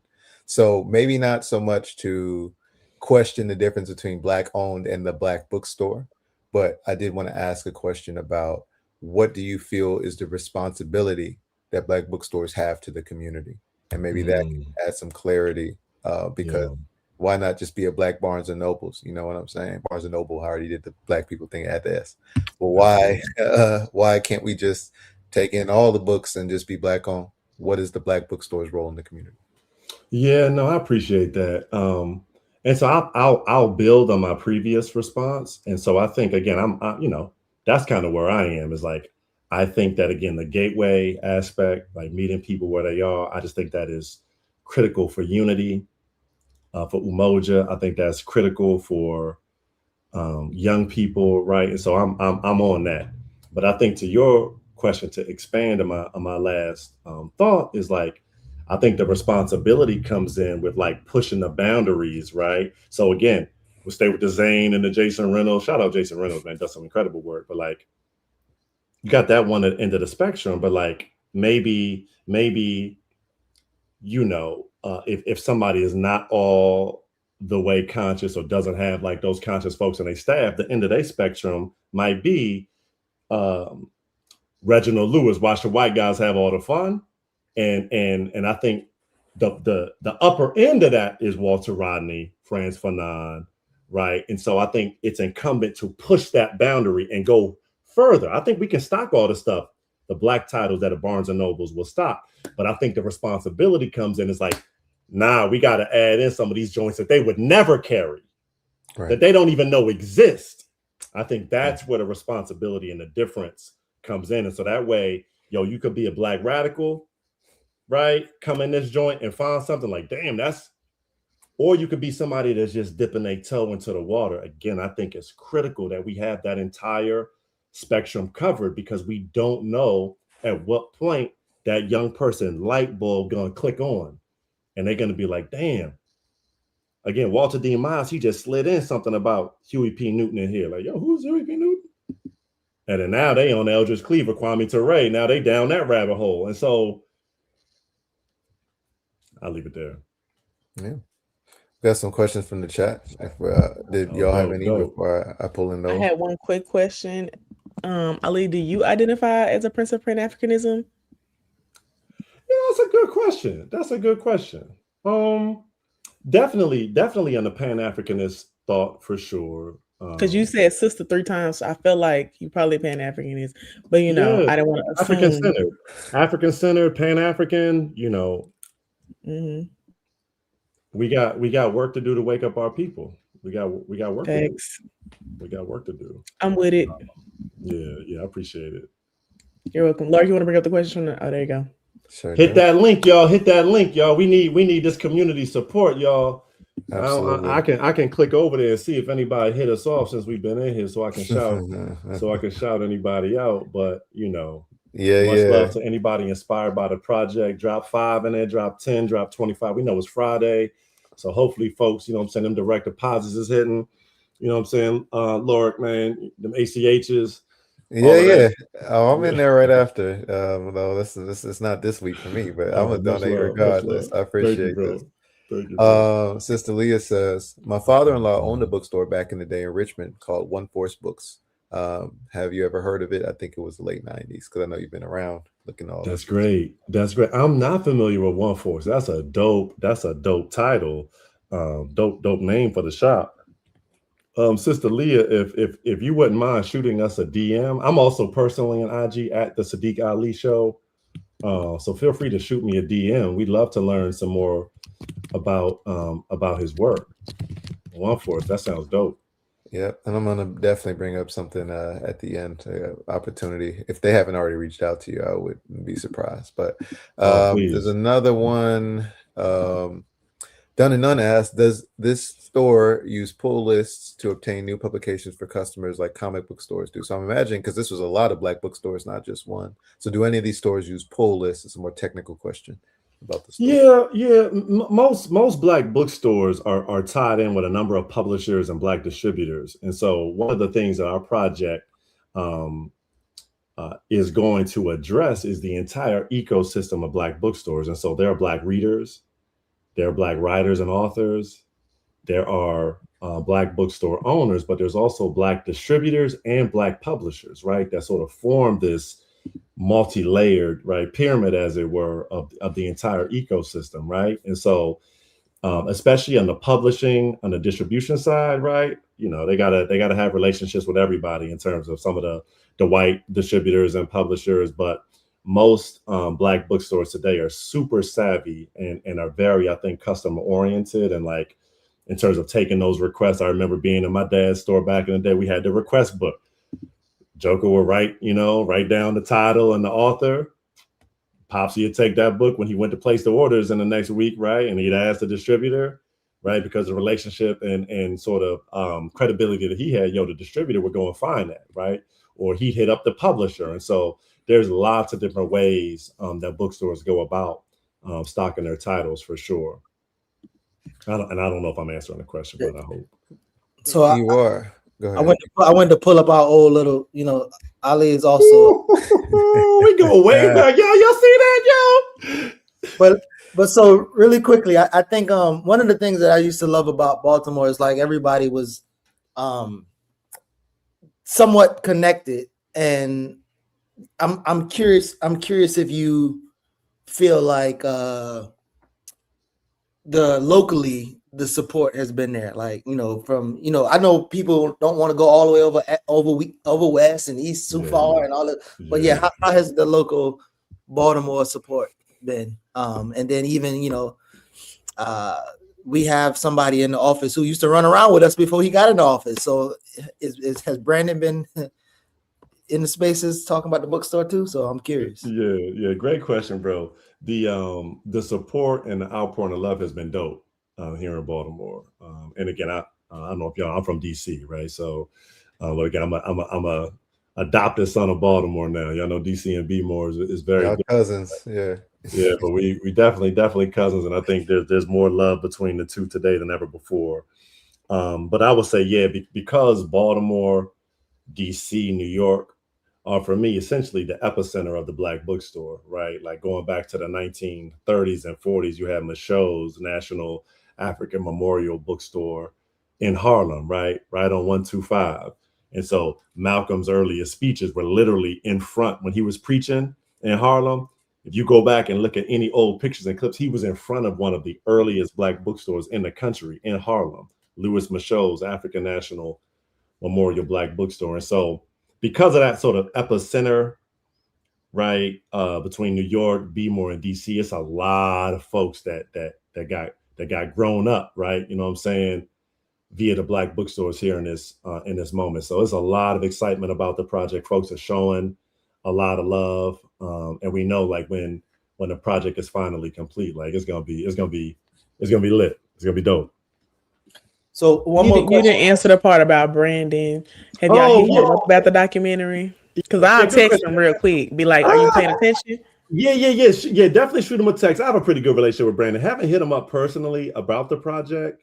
So that actually is a great lead to follow up. But yeah, sister, you should hit him up. I will say the place where I see him the most active too is on Threads. Like he literally just be responding to people. He talks to people all the time on there.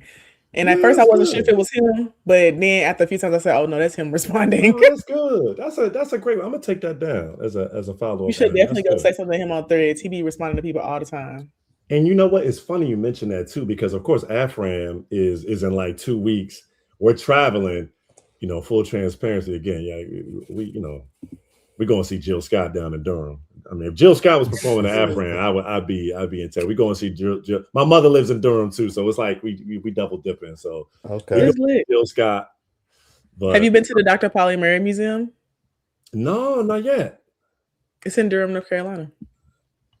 I'm very obsessed with Dr. Polly Murray because I'm a policy organizer, so I'm really into like policy analysts and stuff. And you know, she wrote all these amazing policies that really help to push all these Supreme Court arguments, especially for Black people.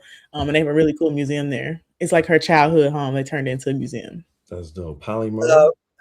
I see why Brandon, y'all look like y'all ran out of money up there in Baltimore. The AFRAM don't look No.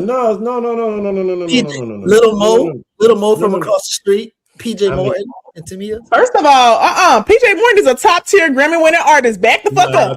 But like that's your headline of this year. PJ Morton is dope, bro. PJ Morton is hot right now. First of all, I know he was the last several years has been incredible.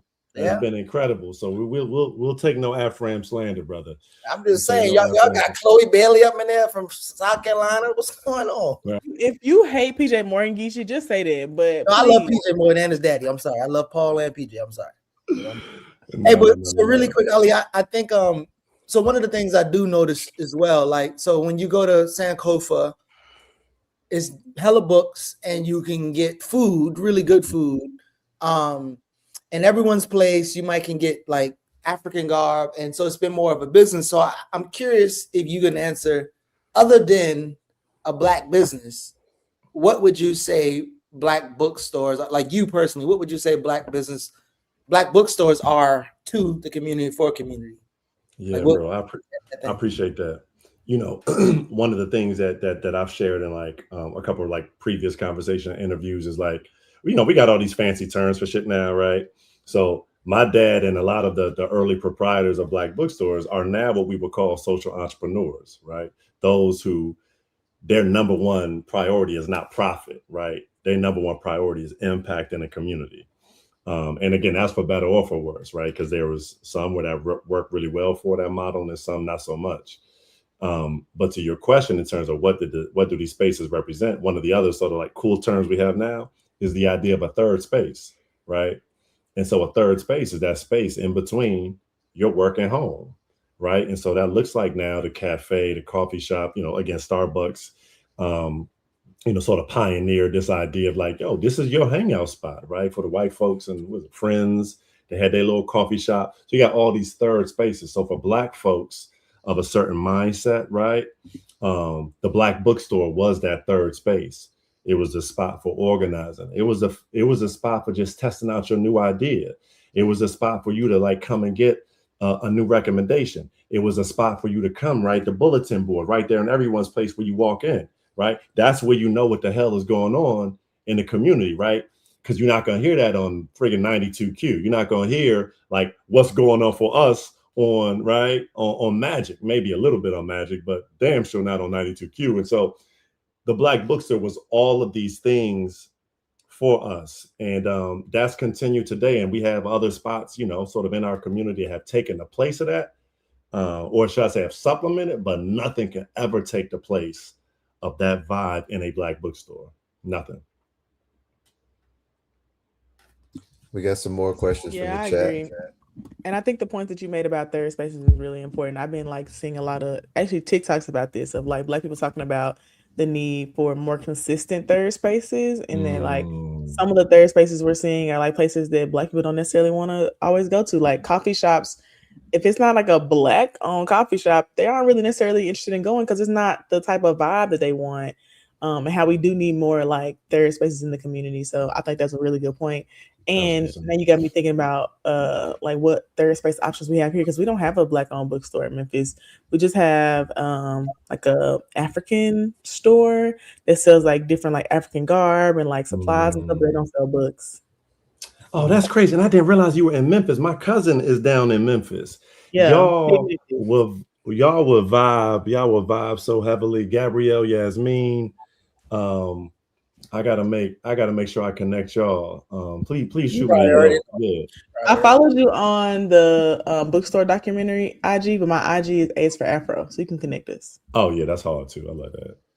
You put me in. There is just to go back a second ago, there is a brand new Black bookstore, children's book focus that just opened up in Raleigh too, in North Carolina. So the name is escaping me. I got to find if anybody's listening who knows that spot. But it's super dope. We got the chat helping us out all the time. So if y'all know, let us know. I did want to bring up a related question. And then, as people are already talking about, well, this one we'll go with first. It's a lighter one. And then It's Art with Words has a great one that I wanted to add. But how do you think the price of books today will affect the cause? Someone else mentioned third spaces are typically spaces that we don't have to pay, but over time, that kind of stuff has changed. But I know in Black bookstores, there's never that kind of policy like at a Starbucks where those Black men were harassed for wanting to use the bathroom. So I know people can sit down and pick up a book even if they haven't bought it yet and read. So how do we think this price of books will affect the cause, and then creating Black bookstores as a third space? Yeah, I think that's an interesting question around the cost. I mean,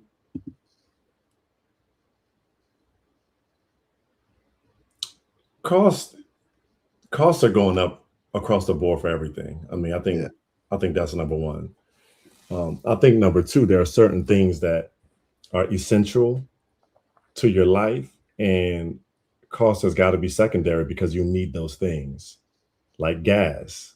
I don't, right? I'm blessed. I'm fortunate. I don't think about the price of gas. All I know is I need to drop my kids off at school, so I got to figure out how to pay for the gas. Right. I need like water in my house, so I know water is getting more expensive. So I gotta maybe turn something down so I can make sure I got funds to pay for water. I think of books in that same way. Like, books are essential to my life, and so there are a number of places where I buy books.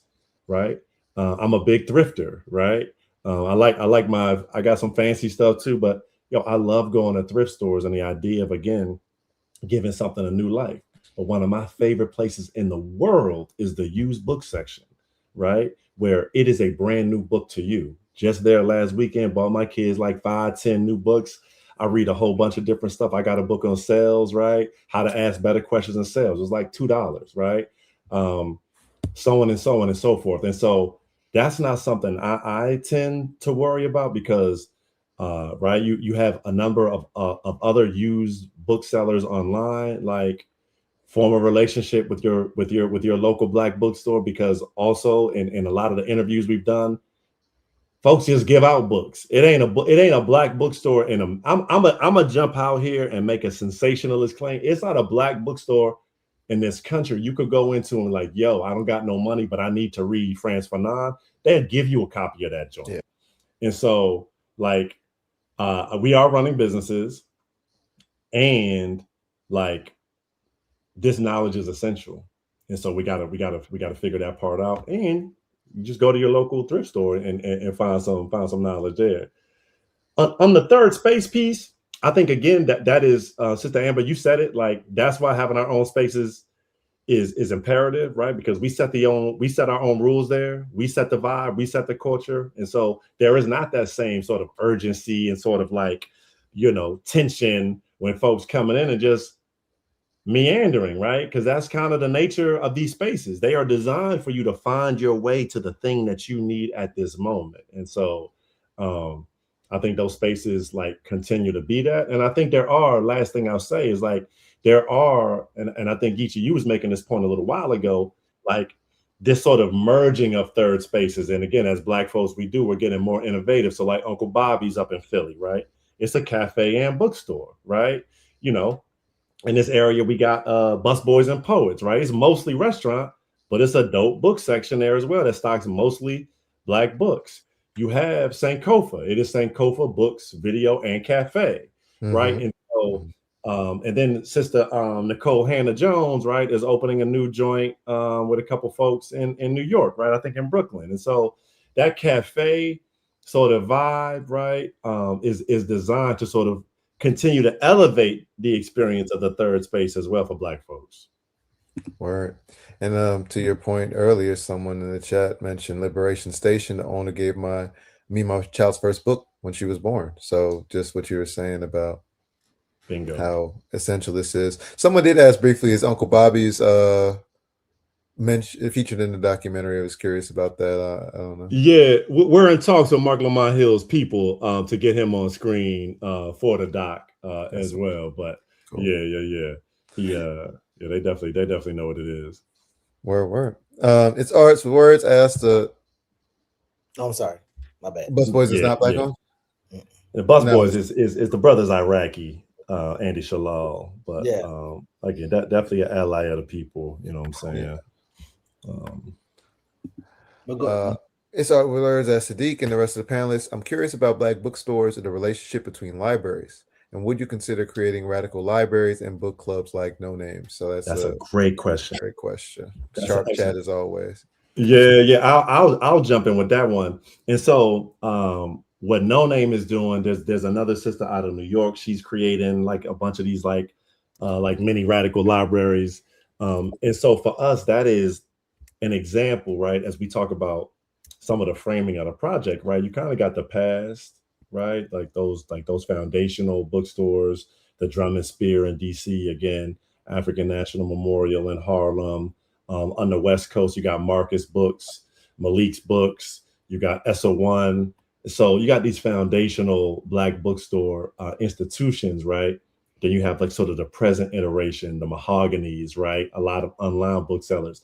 And then you have the future, right? Which is, for a lot of time, it's the democratizing, it's the decentralizing, right? Of the Black bookstore movement.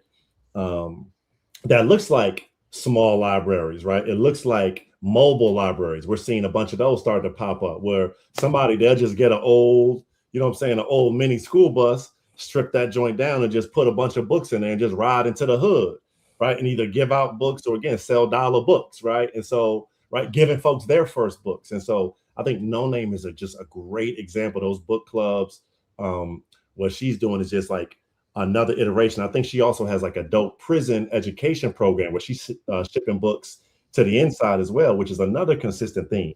For a long, long time, it was only Black bookstores sending books to the inside for brothers and sisters trying to awaken their minds, right, during incarceration. And so I see those as like a really, really dope sort of future orientation and manifestation of the work.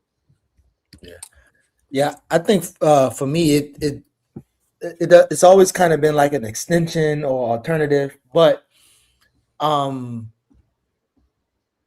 I guess in a funny way, I really thought about Killer Mike for a second, because if you rent books at libraries instead of doing rent to own housing, maybe Killer Mike could start a radical Black library and rent books out.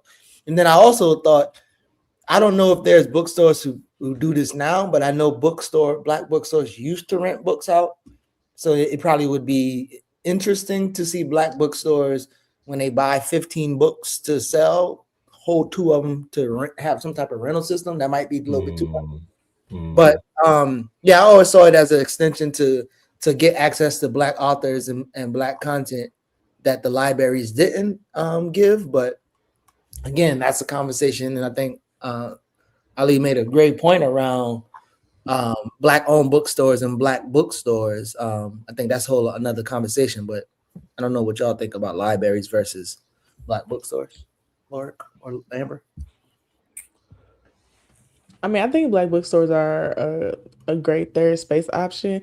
I do like the idea of the like Black library as a third space / bookstore option type of thing. I do think that will bring in more people who like can't afford to buy books, but will like to borrow them.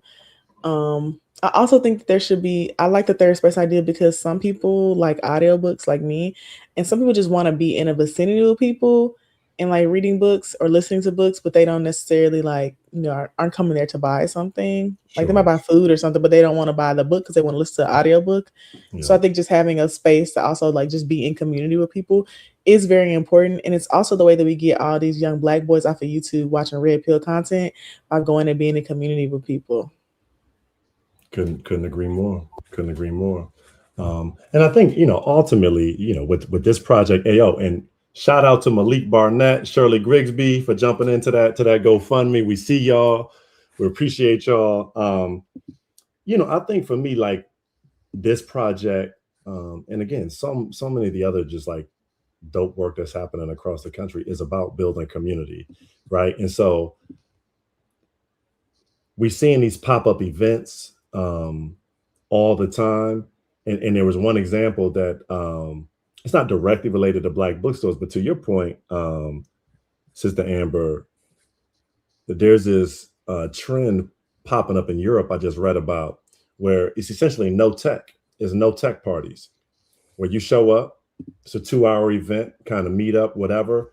The spot is filled up with books, board games, whatever, but it's no phones for 2 hours. You just got to go and find somebody to talk to. So it's conversation, it's reading, it's games, all in just one sort of big spot that they'll rent out. Because it's about connection and building community. And so you could take that idea right there and apply it to anything. We could do that. We could do some of those pop-ups. And I'm like, I need to do one of these. I was blown away by the idea because like, we are struggling for connection when we all got these dumbass devices, and the connections that we do have, they are very superficial. They are not nurturing. They are not life affirming many, many times. And so there's just so many different ways that this thing can look, but we gotta continue to innovate. We got to continue to push one another with love. Yeah. I keep saving what I want to talk about, but yeah, I also have an answer on those ideas about libraries. But just to start, definitely knowing your libraries, knowing your librarians, specifically if your city has been able to fight for and get concessions around Black libraries. In Fort Lauderdale, we have the African American Research Library, and so there's sisters there. They also are responsible for keeping that community history. Brother Sadiq, I can tell you're tapped in. You're saying these names of not just the more popular radical figures, but people who are in our local communities who really kept these traditions alive. I know you're kind of being seen as like the Black bookstore expert here. I want to again recommend people tap in with the work. We have the GoFundMe link in the chat. I think someone has already donated, which is spectacular. Yeah, for sure. But we also see Bukayo Snaka says, this is a great question, you need y'all. to This is a know great to start a question. Black bookstore. Are there grant opportunities out there? What network should you tap into to support? Any specific things you need to know? We have a lot of doers in the chat, so I love it. So I got a dope one, and we're in conversation with these folks as well. Last year on Juneteenth, NAB2, the organization known as NAB2, launched the National Association of Black Bookstores, founded by the brother Kevin Johnson, former NBA All-Star. His mom owned a Black bookstore in Sacramento, right? And so NAB2 was his way to sort of continue the work of his mom, right? And so tremendous work they're doing. They just put out a report just about 2 months ago, 2 or 3 months ago, literally called the State of Black Bookstores. They maintain a real-time database of both Black-owned and Black bookstores on their website. Just tremendous work. And so they are actually working on some grant opportunities for potential Black bookstore owners. And so I think they are a great resource. And there's also a Black Bookstore Coalition. And so there's a ton of resources, y'all. The movement is moving. And so, yeah, that's a dope question. That's a dope question. thank you. I appreciate that. International, we are an African people. We mentioned Pan-Africanism earlier. Maggie says for the Kenyans. Shout out to Kombozi Library, which is great. So I would love, to see this work, this documentary continue and go all throughout the diaspora, go to Latin America. I was in Puerto Rico. I saw that kind of library. They had little crates and books on the side of the street that you could pick up. So yeah, this is just amazing work. Geechee, did you have any last thoughts? Yeah, I also Burkina Books, shout out Burkina Faso, Alliance of Sahel States. I've been able to give some money to that as well. Oh, Leah, thank you. Yeah, that's dope. Yeah, our sister Erica has a program, Liberation Through Reading. So just all of these things. But Geechee, any other follow-ups? And I want to finally do my plug/connection that I wanted to make if it hasn't been made already. No, I appreciate you coming on. I'm also, even with Kevin Johnson, I remember I thought he was in some type of political office, or he was the mayor of Sacramento for 2 terms. Yeah, I'm even curious, like, why he never, if he ever made a push for Black public libraries, because I mean that has been a struggle, and I think Lorick was just mentioned, where again, if you really want to use resources to educate folks, but not also make it something to where you have to constantly make I guess profit or revenue, it would be interesting to see like a conversation into Black public libraries as a or cooperatively owned bookstores. I was just getting ready to go to the co-ops. Privately owned, but yeah, go ahead. No. I was just going to bring up that one point. And so here in Baltimore, of course, you have Red Emma's, right? Worker owned, cooperative, and there's other examples of co-ops across the country that again encourage us to again do for self, do for community without the profit imperative sort of pushing us down. And so again, I just put all of that under this sort of umbrella of like innovation and just like getting creative, right? As we build community, it can just look so many different ways, and we don't necessarily have to abide by like the old rules, Yeah. I really appreciate how you trace the tradition, how you talk about the contours, how it's changing over time, new strategies and approaches to keep this same thing alive. Evelyn Aquino, sorry if I mispronounced it, says this program has been a magnificent gift on my birthday. Oh, that's Thank dope. you for the work. Happy born day. Happy birthday. So we just want to thank you, Brother Sadiq, for joining us. I did want to point out this is work very much tied to my heart. I care about it deeply. So I'm in Miami. We have the only Black bookstore down here called Roots Bookstore and Market. I've heard of So I it. just wanted, so you have heard it, I figured. Yeah, So I just yeah. wanted to, this connection has to happen. The screening has to happen there. To Brother Would Art's love. question earlier, it's a combination. It is a bookstore and market. However, some of the things that have been suggested are already there. So there's space out front where Black Men Build puts his wartime publication and also some free books there.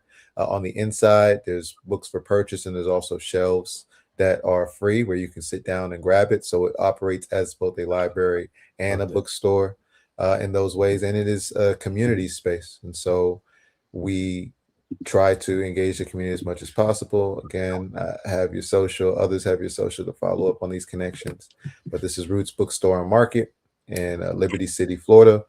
You can see us on Juneteenth celebrating, brought the whole hood out. Of course, you have to. Oh, that's dope. So it's just all sorts of things. It's a community space. There's businesses in there. There's nonprofits. People do their book launches, so on and so forth. And I wanted to, of course, promote this and invite you to this as well, or to tap in at another time. But Roots Bookstore is going to have the first Liberty City book fair. So Liberty City, for folks who haven't heard me mention, it's a historic neighborhood. It's where my people come from in Miami. There's some City of Miami book fair, which, you know, is the institution from the state. But we got this Liberty City Book Fair coming Juneteenth this year. Local authors, spoken word, hopefully a frozen cup lady because they're getting gentrified out the neighborhood. But Roots Bookstore and Market, Juneteenth coming up. And I just wanted to recommend we connect. I can make that direct connection happen, but I really appreciate the work. That'd be amazing. So shout out Sister Ursula, just hit us off in that GoFundMe. We appreciate that, y'all, deeply, because again, every dollar counts. This thing ain't gonna fund itself, and that's what we know. I appreciate y'all, man, so much for the convo. Yeah, man. You know, you're welcome back anytime. Appreciate you, brother. Yeah, heck yeah. More to come, bro. Y'all be good. We talk soon, y'all. Peace and blessings. Peace, bro. Thank you. Coolio. So yeah, man, I think I used to really love, other than everyone's place, I used to go to this place called Book Room, and it was like a free bookstore. And I mean, it's actually hit or miss. Like you're not gonna get a lot of Black books in there, but you will get a whole bunch of books that, you know, people drop off radical books or they have extra books. So yeah, Baltimore was a good book experience for me. Baltimore and DC. Yeah. And I'm glad. I know he mentioned as an umbrella.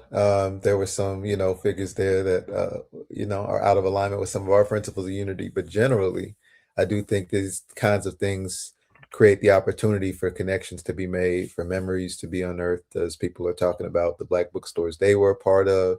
The co-founders of Roots, his father had his own kind of library and was collecting books in that tradition too. When I was in Harlem, that sidewalk tradition, that was the first time I'd seen it, where you could go to the side of the road and people just were giving away books, or they were selling them for a few dollars. It's actually how I found Angela Davis's Women, Race, and Class, which was one of the most transformational books I've ever seen or read. It was just on the side of the street in Harlem. Somebody had books on the table. I had $5. And she was like, I think this book belongs to you. Like, I think it's speaking to you. And so gave it to me that way. So man, just really appreciate this kind of work. Just some, did we have anything? I thought I had some other stuff in the channel. Just something for sure. Said Geechee doesn't age, his hair just gets long. Shout out Sister Cherie. My grandpa-in-law had one in Detroit, Ed Vaughn, early 60s, 70s. Yeah. It's really cool connections. But I had another story. We're gonna close it out, but yeah, that's fine. That was it for me. I'm glad you made this connection, Geechee. Truly. Sure. All right. Well, got some stuff coming this weekend, which I'm excited about. We got Gabe Rockhill. I think he's doing a double feature. So he's going to be on Saturdays with Renee. I'm interested in that title, Marxism versus Communism. I'm not sure what that means, but I know they'll get into it and add some clarity.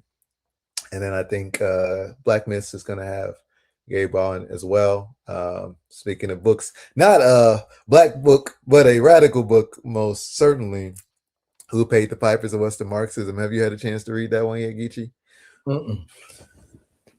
Oh man, it's amazing in my opinion.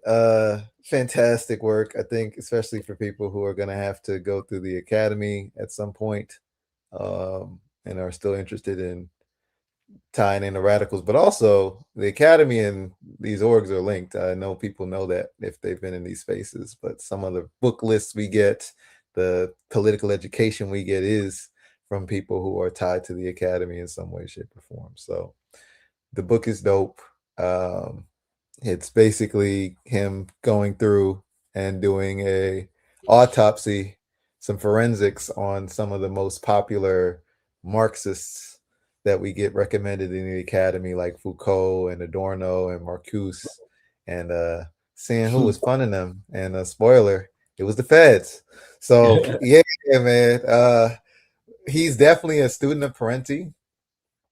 He's it's like the second coming in some ways in terms of how he approaches this and what his purpose is. But I'm very excited about it. And I've said a few times that we need that for our movement.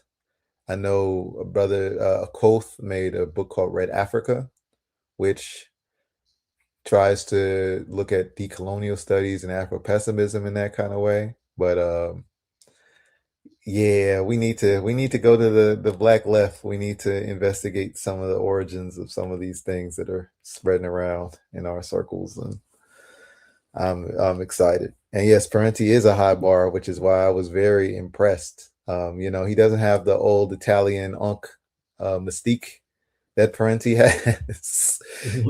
He's not as funny and as sarcastic. But Parenti is as black as Tina Marie. So if man,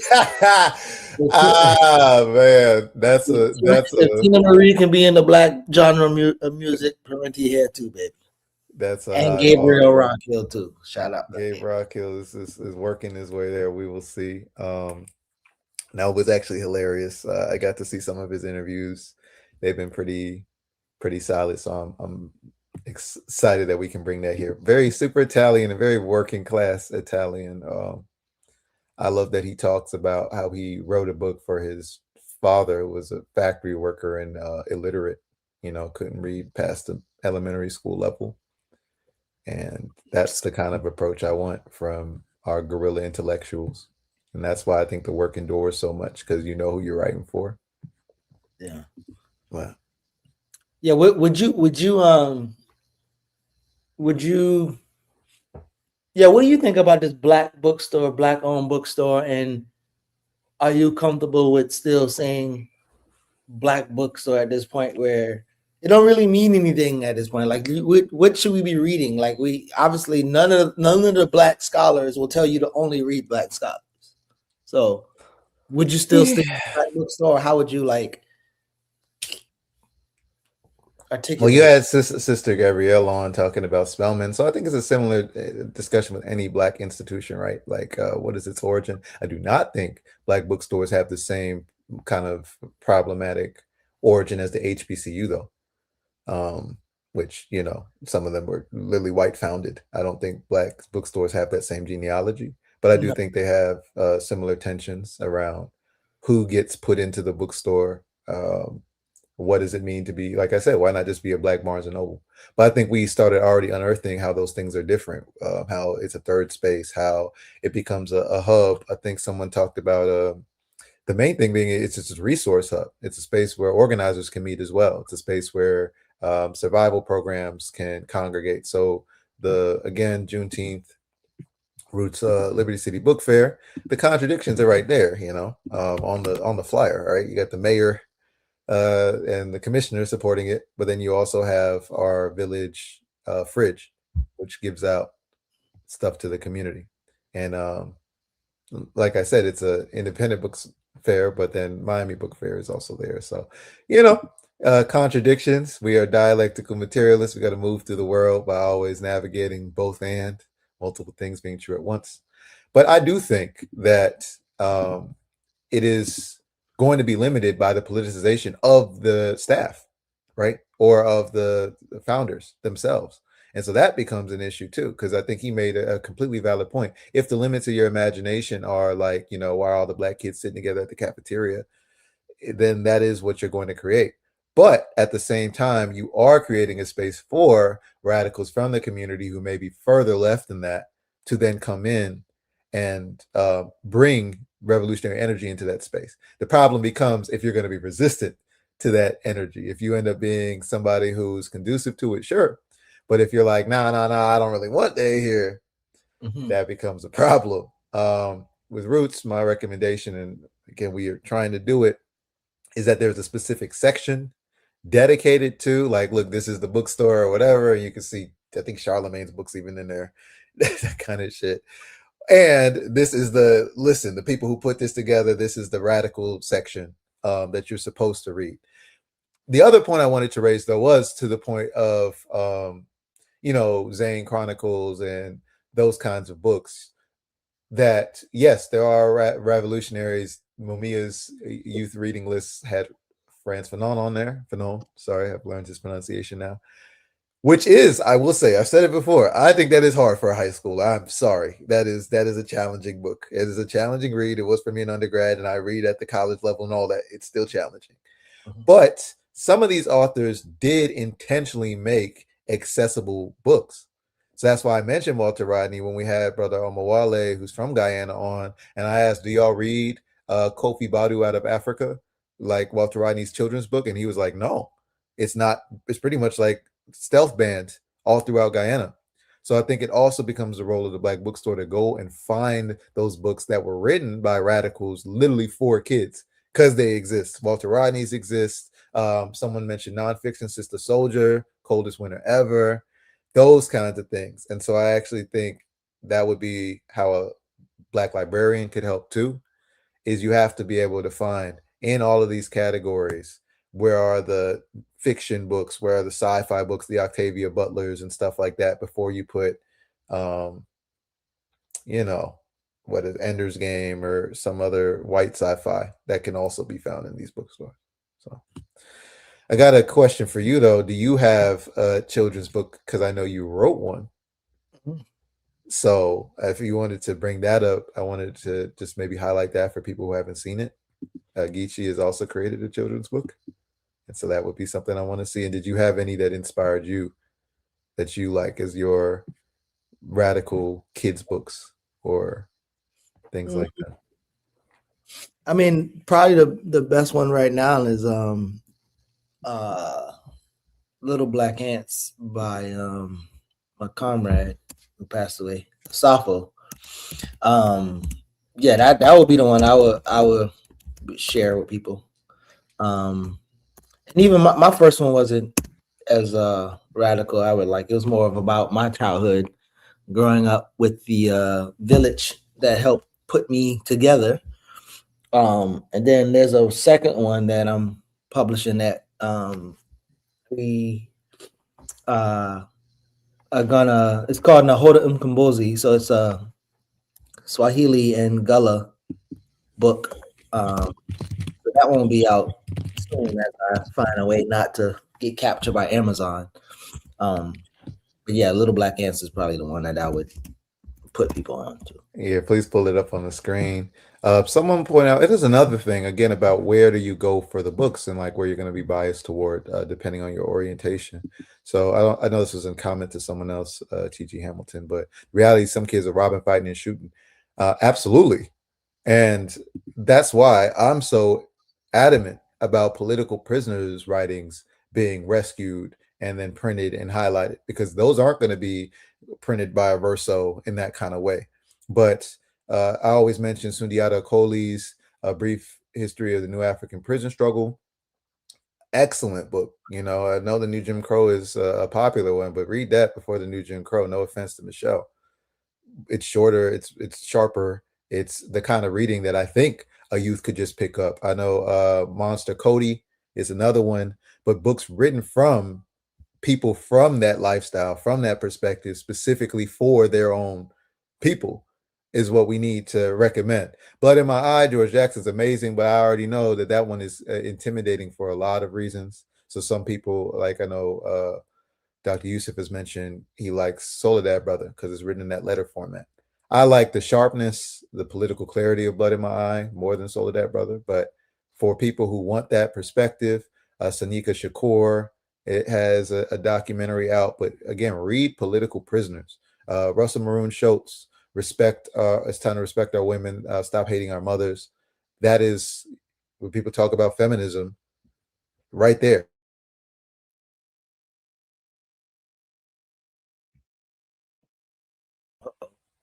Did you get snatched up? Now you back. I'm back. Yeah, I don't know what they did to me. As soon as you said feminism, they was like, nah, bro. Yeah, as soon as I talk about political prisoners, go ahead, read that from the cell. They were like, nah. I find the voiceover that we used to do some readings of each other's books. Found that on YouTube. I can play that. It's like 5 minutes. Please do. Little Black Ants. I wonder if this audio thing was back in the days. Sorry. Y'all will be all right. The Little Black Ants, the African working class folk tale, written by my dog, Safo Shaka Sekou, illustrated by Infinite W. Rice, and read by, how you mean, your boy Geechee Motivator, a PISB publication.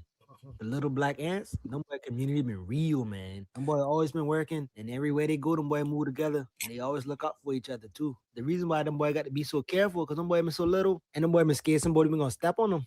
In the ant village, ain't none of them ant been lacking. Them boy colony been organized up, yo. Every ant had biddle, so ain't none of them boy go hungry. All them boy had a place to lay head. The Little Black Ant only work together. Each of them boy get whatever they need. One of them boy be tilling the land, and the other one, he be planting the seeds. Some of them boy be going hunting for more biddle, and some of them stash it when they get them. You got them boy over there cutting the wood, and some of them boy be looking out while your neighbor knock out.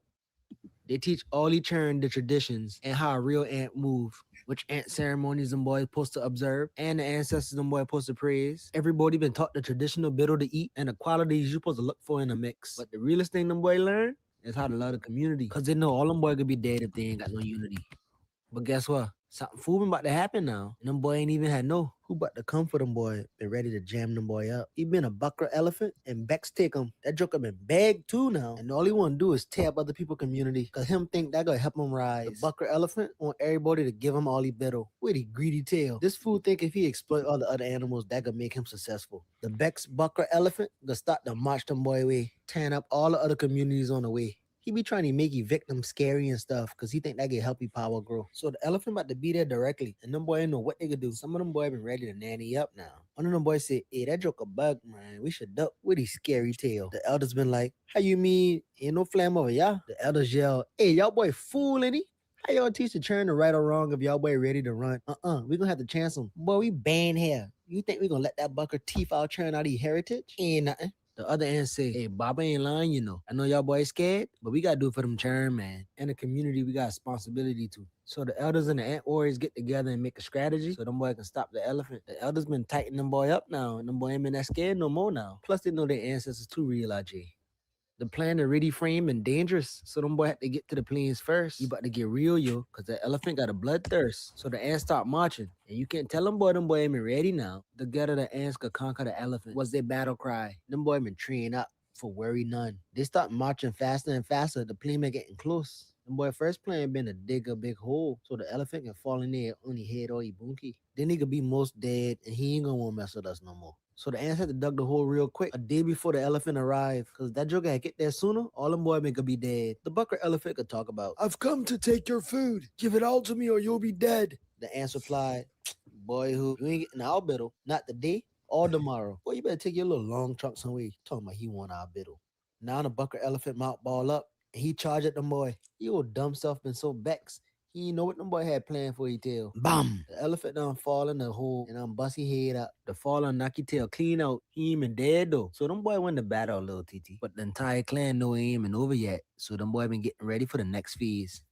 Thus plan requires some of them boy to be positioned up in the mountain where the elephant had to pass. Cause they know he been coming to destroy all them boy. The ants in the mountain plan to drop boulders on that man head and let him fall like rain. And maybe that'll stop the elephant when he feel that pain. When the bucker elephant got to the foot of the mountain, he been big mad. The ant saw your face and said he about to keep coming. The elephant stopped climbing up to the top, but the ants them boy to let a boulder down. But it only stopped him for a little TT. The bucker elephant been annoyed by that, so he keep coming. The ants been down to his last rock, so them boy prayed to the ancestors that this one will help save the day. Walk up. The last boulder done knocked the bucker elephant right in the head. Even though he been falling down the mountain, he ain't been there yet though. Another small little victory for the last phase of the plan. But the ants done ducked back off by the bridge to take a last stand. Only thing separating them boy from the bucket elephant was that bridge. The elephant was on his way to destroy the village. The ants were trying to disable the bridge, even about 1,000 feet from the ground. Them boy thought this was going to discourage the elephant and he'll finally turn around. No matter how hard he get, the ants work together. Them boy been breaking them down, every knot and tether. But the bucker elephant done come before them boy been ready. But them ants had their mind set on beating that elephant. So them boy ain't been running. The bucker elephant, he could say something. When I get to your colony, I will destroy all. I will stomp on your houses, whether big or small. The ants said to each other, that bucker won't taste blood. So mind him. He thought about he gonna stomp on somebody's house. That way you mouth say. Together, the ants could conquer the elephant. Our ancestors gave us this element. Together, the ants will conquer the elephant. A bunch of the ants jump on the elephant, crawling up his trunk and stinging him in the eye, buying the other ants more time by risking their lives.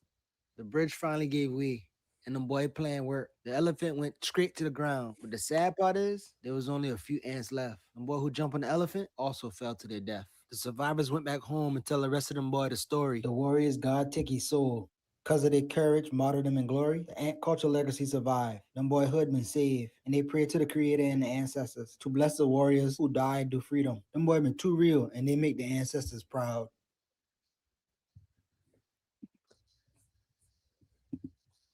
Hey man, I was smiling the whole time. This is amazing. Rest in power, Asafo. Man. So people are asking in the chat for the link. If you could drop that. The link for the book and the video, I think people want. So again, it's a little difficult, right? Amazon has snatched both of us up, and obviously he can't do nothing about it because he in the ground. But the only way to get it right now is Amazon. So I don't know if I can check with his brother to see if his son is set up towards he get the little piece of royalty that Amazon be giving. But I'll put the Amazon link and I'm gonna see if there's another way to get it, because the people I published with the first time, they got bought by Amazon, and so that's why I'm trying to navigate the streets again. But Who did the illustration? There's a brother named Infinite W. Rice from he's from South Carolina. I think he's from Florence. But he actually, there was another one that Asafo was finishing up posthumously, well, that was possibly published posthumously, that Infinite hit me up to kind of like figure out if we was going to publish it, but I don't think we came up with a date yet. Well, can you drop the YouTube at least for the people, and then again I'll put it in our show description, because that was very enjoyable. Second time watching it, I don't know why I missed the first time that the elephant was the only one with who sounded like the white man. I completely. It's so cool catching that the second time. But yeah, man, this is what I'm talking about. Stuff that can be written, developed for kids. We can make some more. We got some talent. You just keep grabbing that talent. I know Samantha Yusuf is in our midst as well in terms of the animation. So if we ever want to keep building, because he a bukra, exactly. And the link is now in the chat for folks. And again, it'll be in the run sheets in the show description. So we'll have it there. But that's all I have for the people. Like I said, if you're in Miami, Liberty City Book Fair coming Juneteenth. Unfortunately, I will not be here, but my people will be, so check it out. Geechee, you got a course. You got a course load on it. You Jared Ballin now? We see HPSC. Just the class that I'll be teaching at Morehouse this semester, the history of Black political thought in the political science department. So that's what I'll be I'm beefing with boys right now. That's why I put that on there. Me and Oh yeah, no, I can't wait. That's what I'm saying. If you got y'all will both be at the Black Bookstore. We got struggling for clarity. We got a I'm going this. I'm gonna order this class too. I'm gonna be walking up in there. Every oh time. please. That's what I'm saying. You and Carlos going to Invest Fest to do some investigative I ain't going to journalism. Invest Fest. I meant to tell you, I'm not going to Invest Fest. I already been there one time. I've been in VIP and everything. I ain't going no more. That's it. Yeah, he said I can't do that again. You want to do it? Nah, Erica, she can go. She like to go. She been there last time. Who? Erica. The last time I've been there, Erica was there. Canes or Brown? Oh, Brown. Doctor. Okay. Dr. Brown. Okay, yeah, definitely. Well, whatever. Dr. Brown and Carlos would be even funnier combo in some ways. Yeah. So absolutely. So go ahead. Some farmer citizens up there trying to talk to us, man. I was like, bro, how y'all get here? Like what? Y'all talking about investing too? Chat audience, if y'all have any nephews at Morehouse, little cousins, sons, whatever, have them check that out. Check out Geechee's class, Boycott Boyce's class, all the things. Unless you want to do the financial literacy quiz we did at the beginning, there you go. That's his final exam. Again, I want to thank you for that Spent game.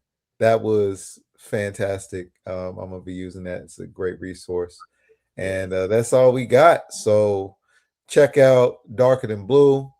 Check out Tandy's Root Work. Check out Disrupt the Chaos, new show with Rosa Clemente, Black Miss Podcast, Saturdays with Renee, and all the excellent programming we have here on Black Liberation Media. As Chairman Fred Hampton used to say, and as we say, peace only if you're willing to fight for it. And we'll catch you next time.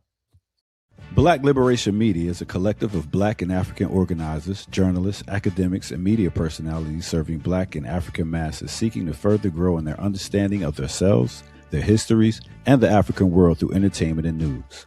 Please continue to like, subscribe, and donate to the channel so we can further serve you and liberate our people.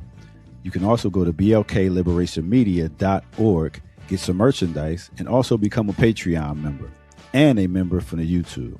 Please do what you can, share, and show your love as we will show ours for you. Black Liberation Media.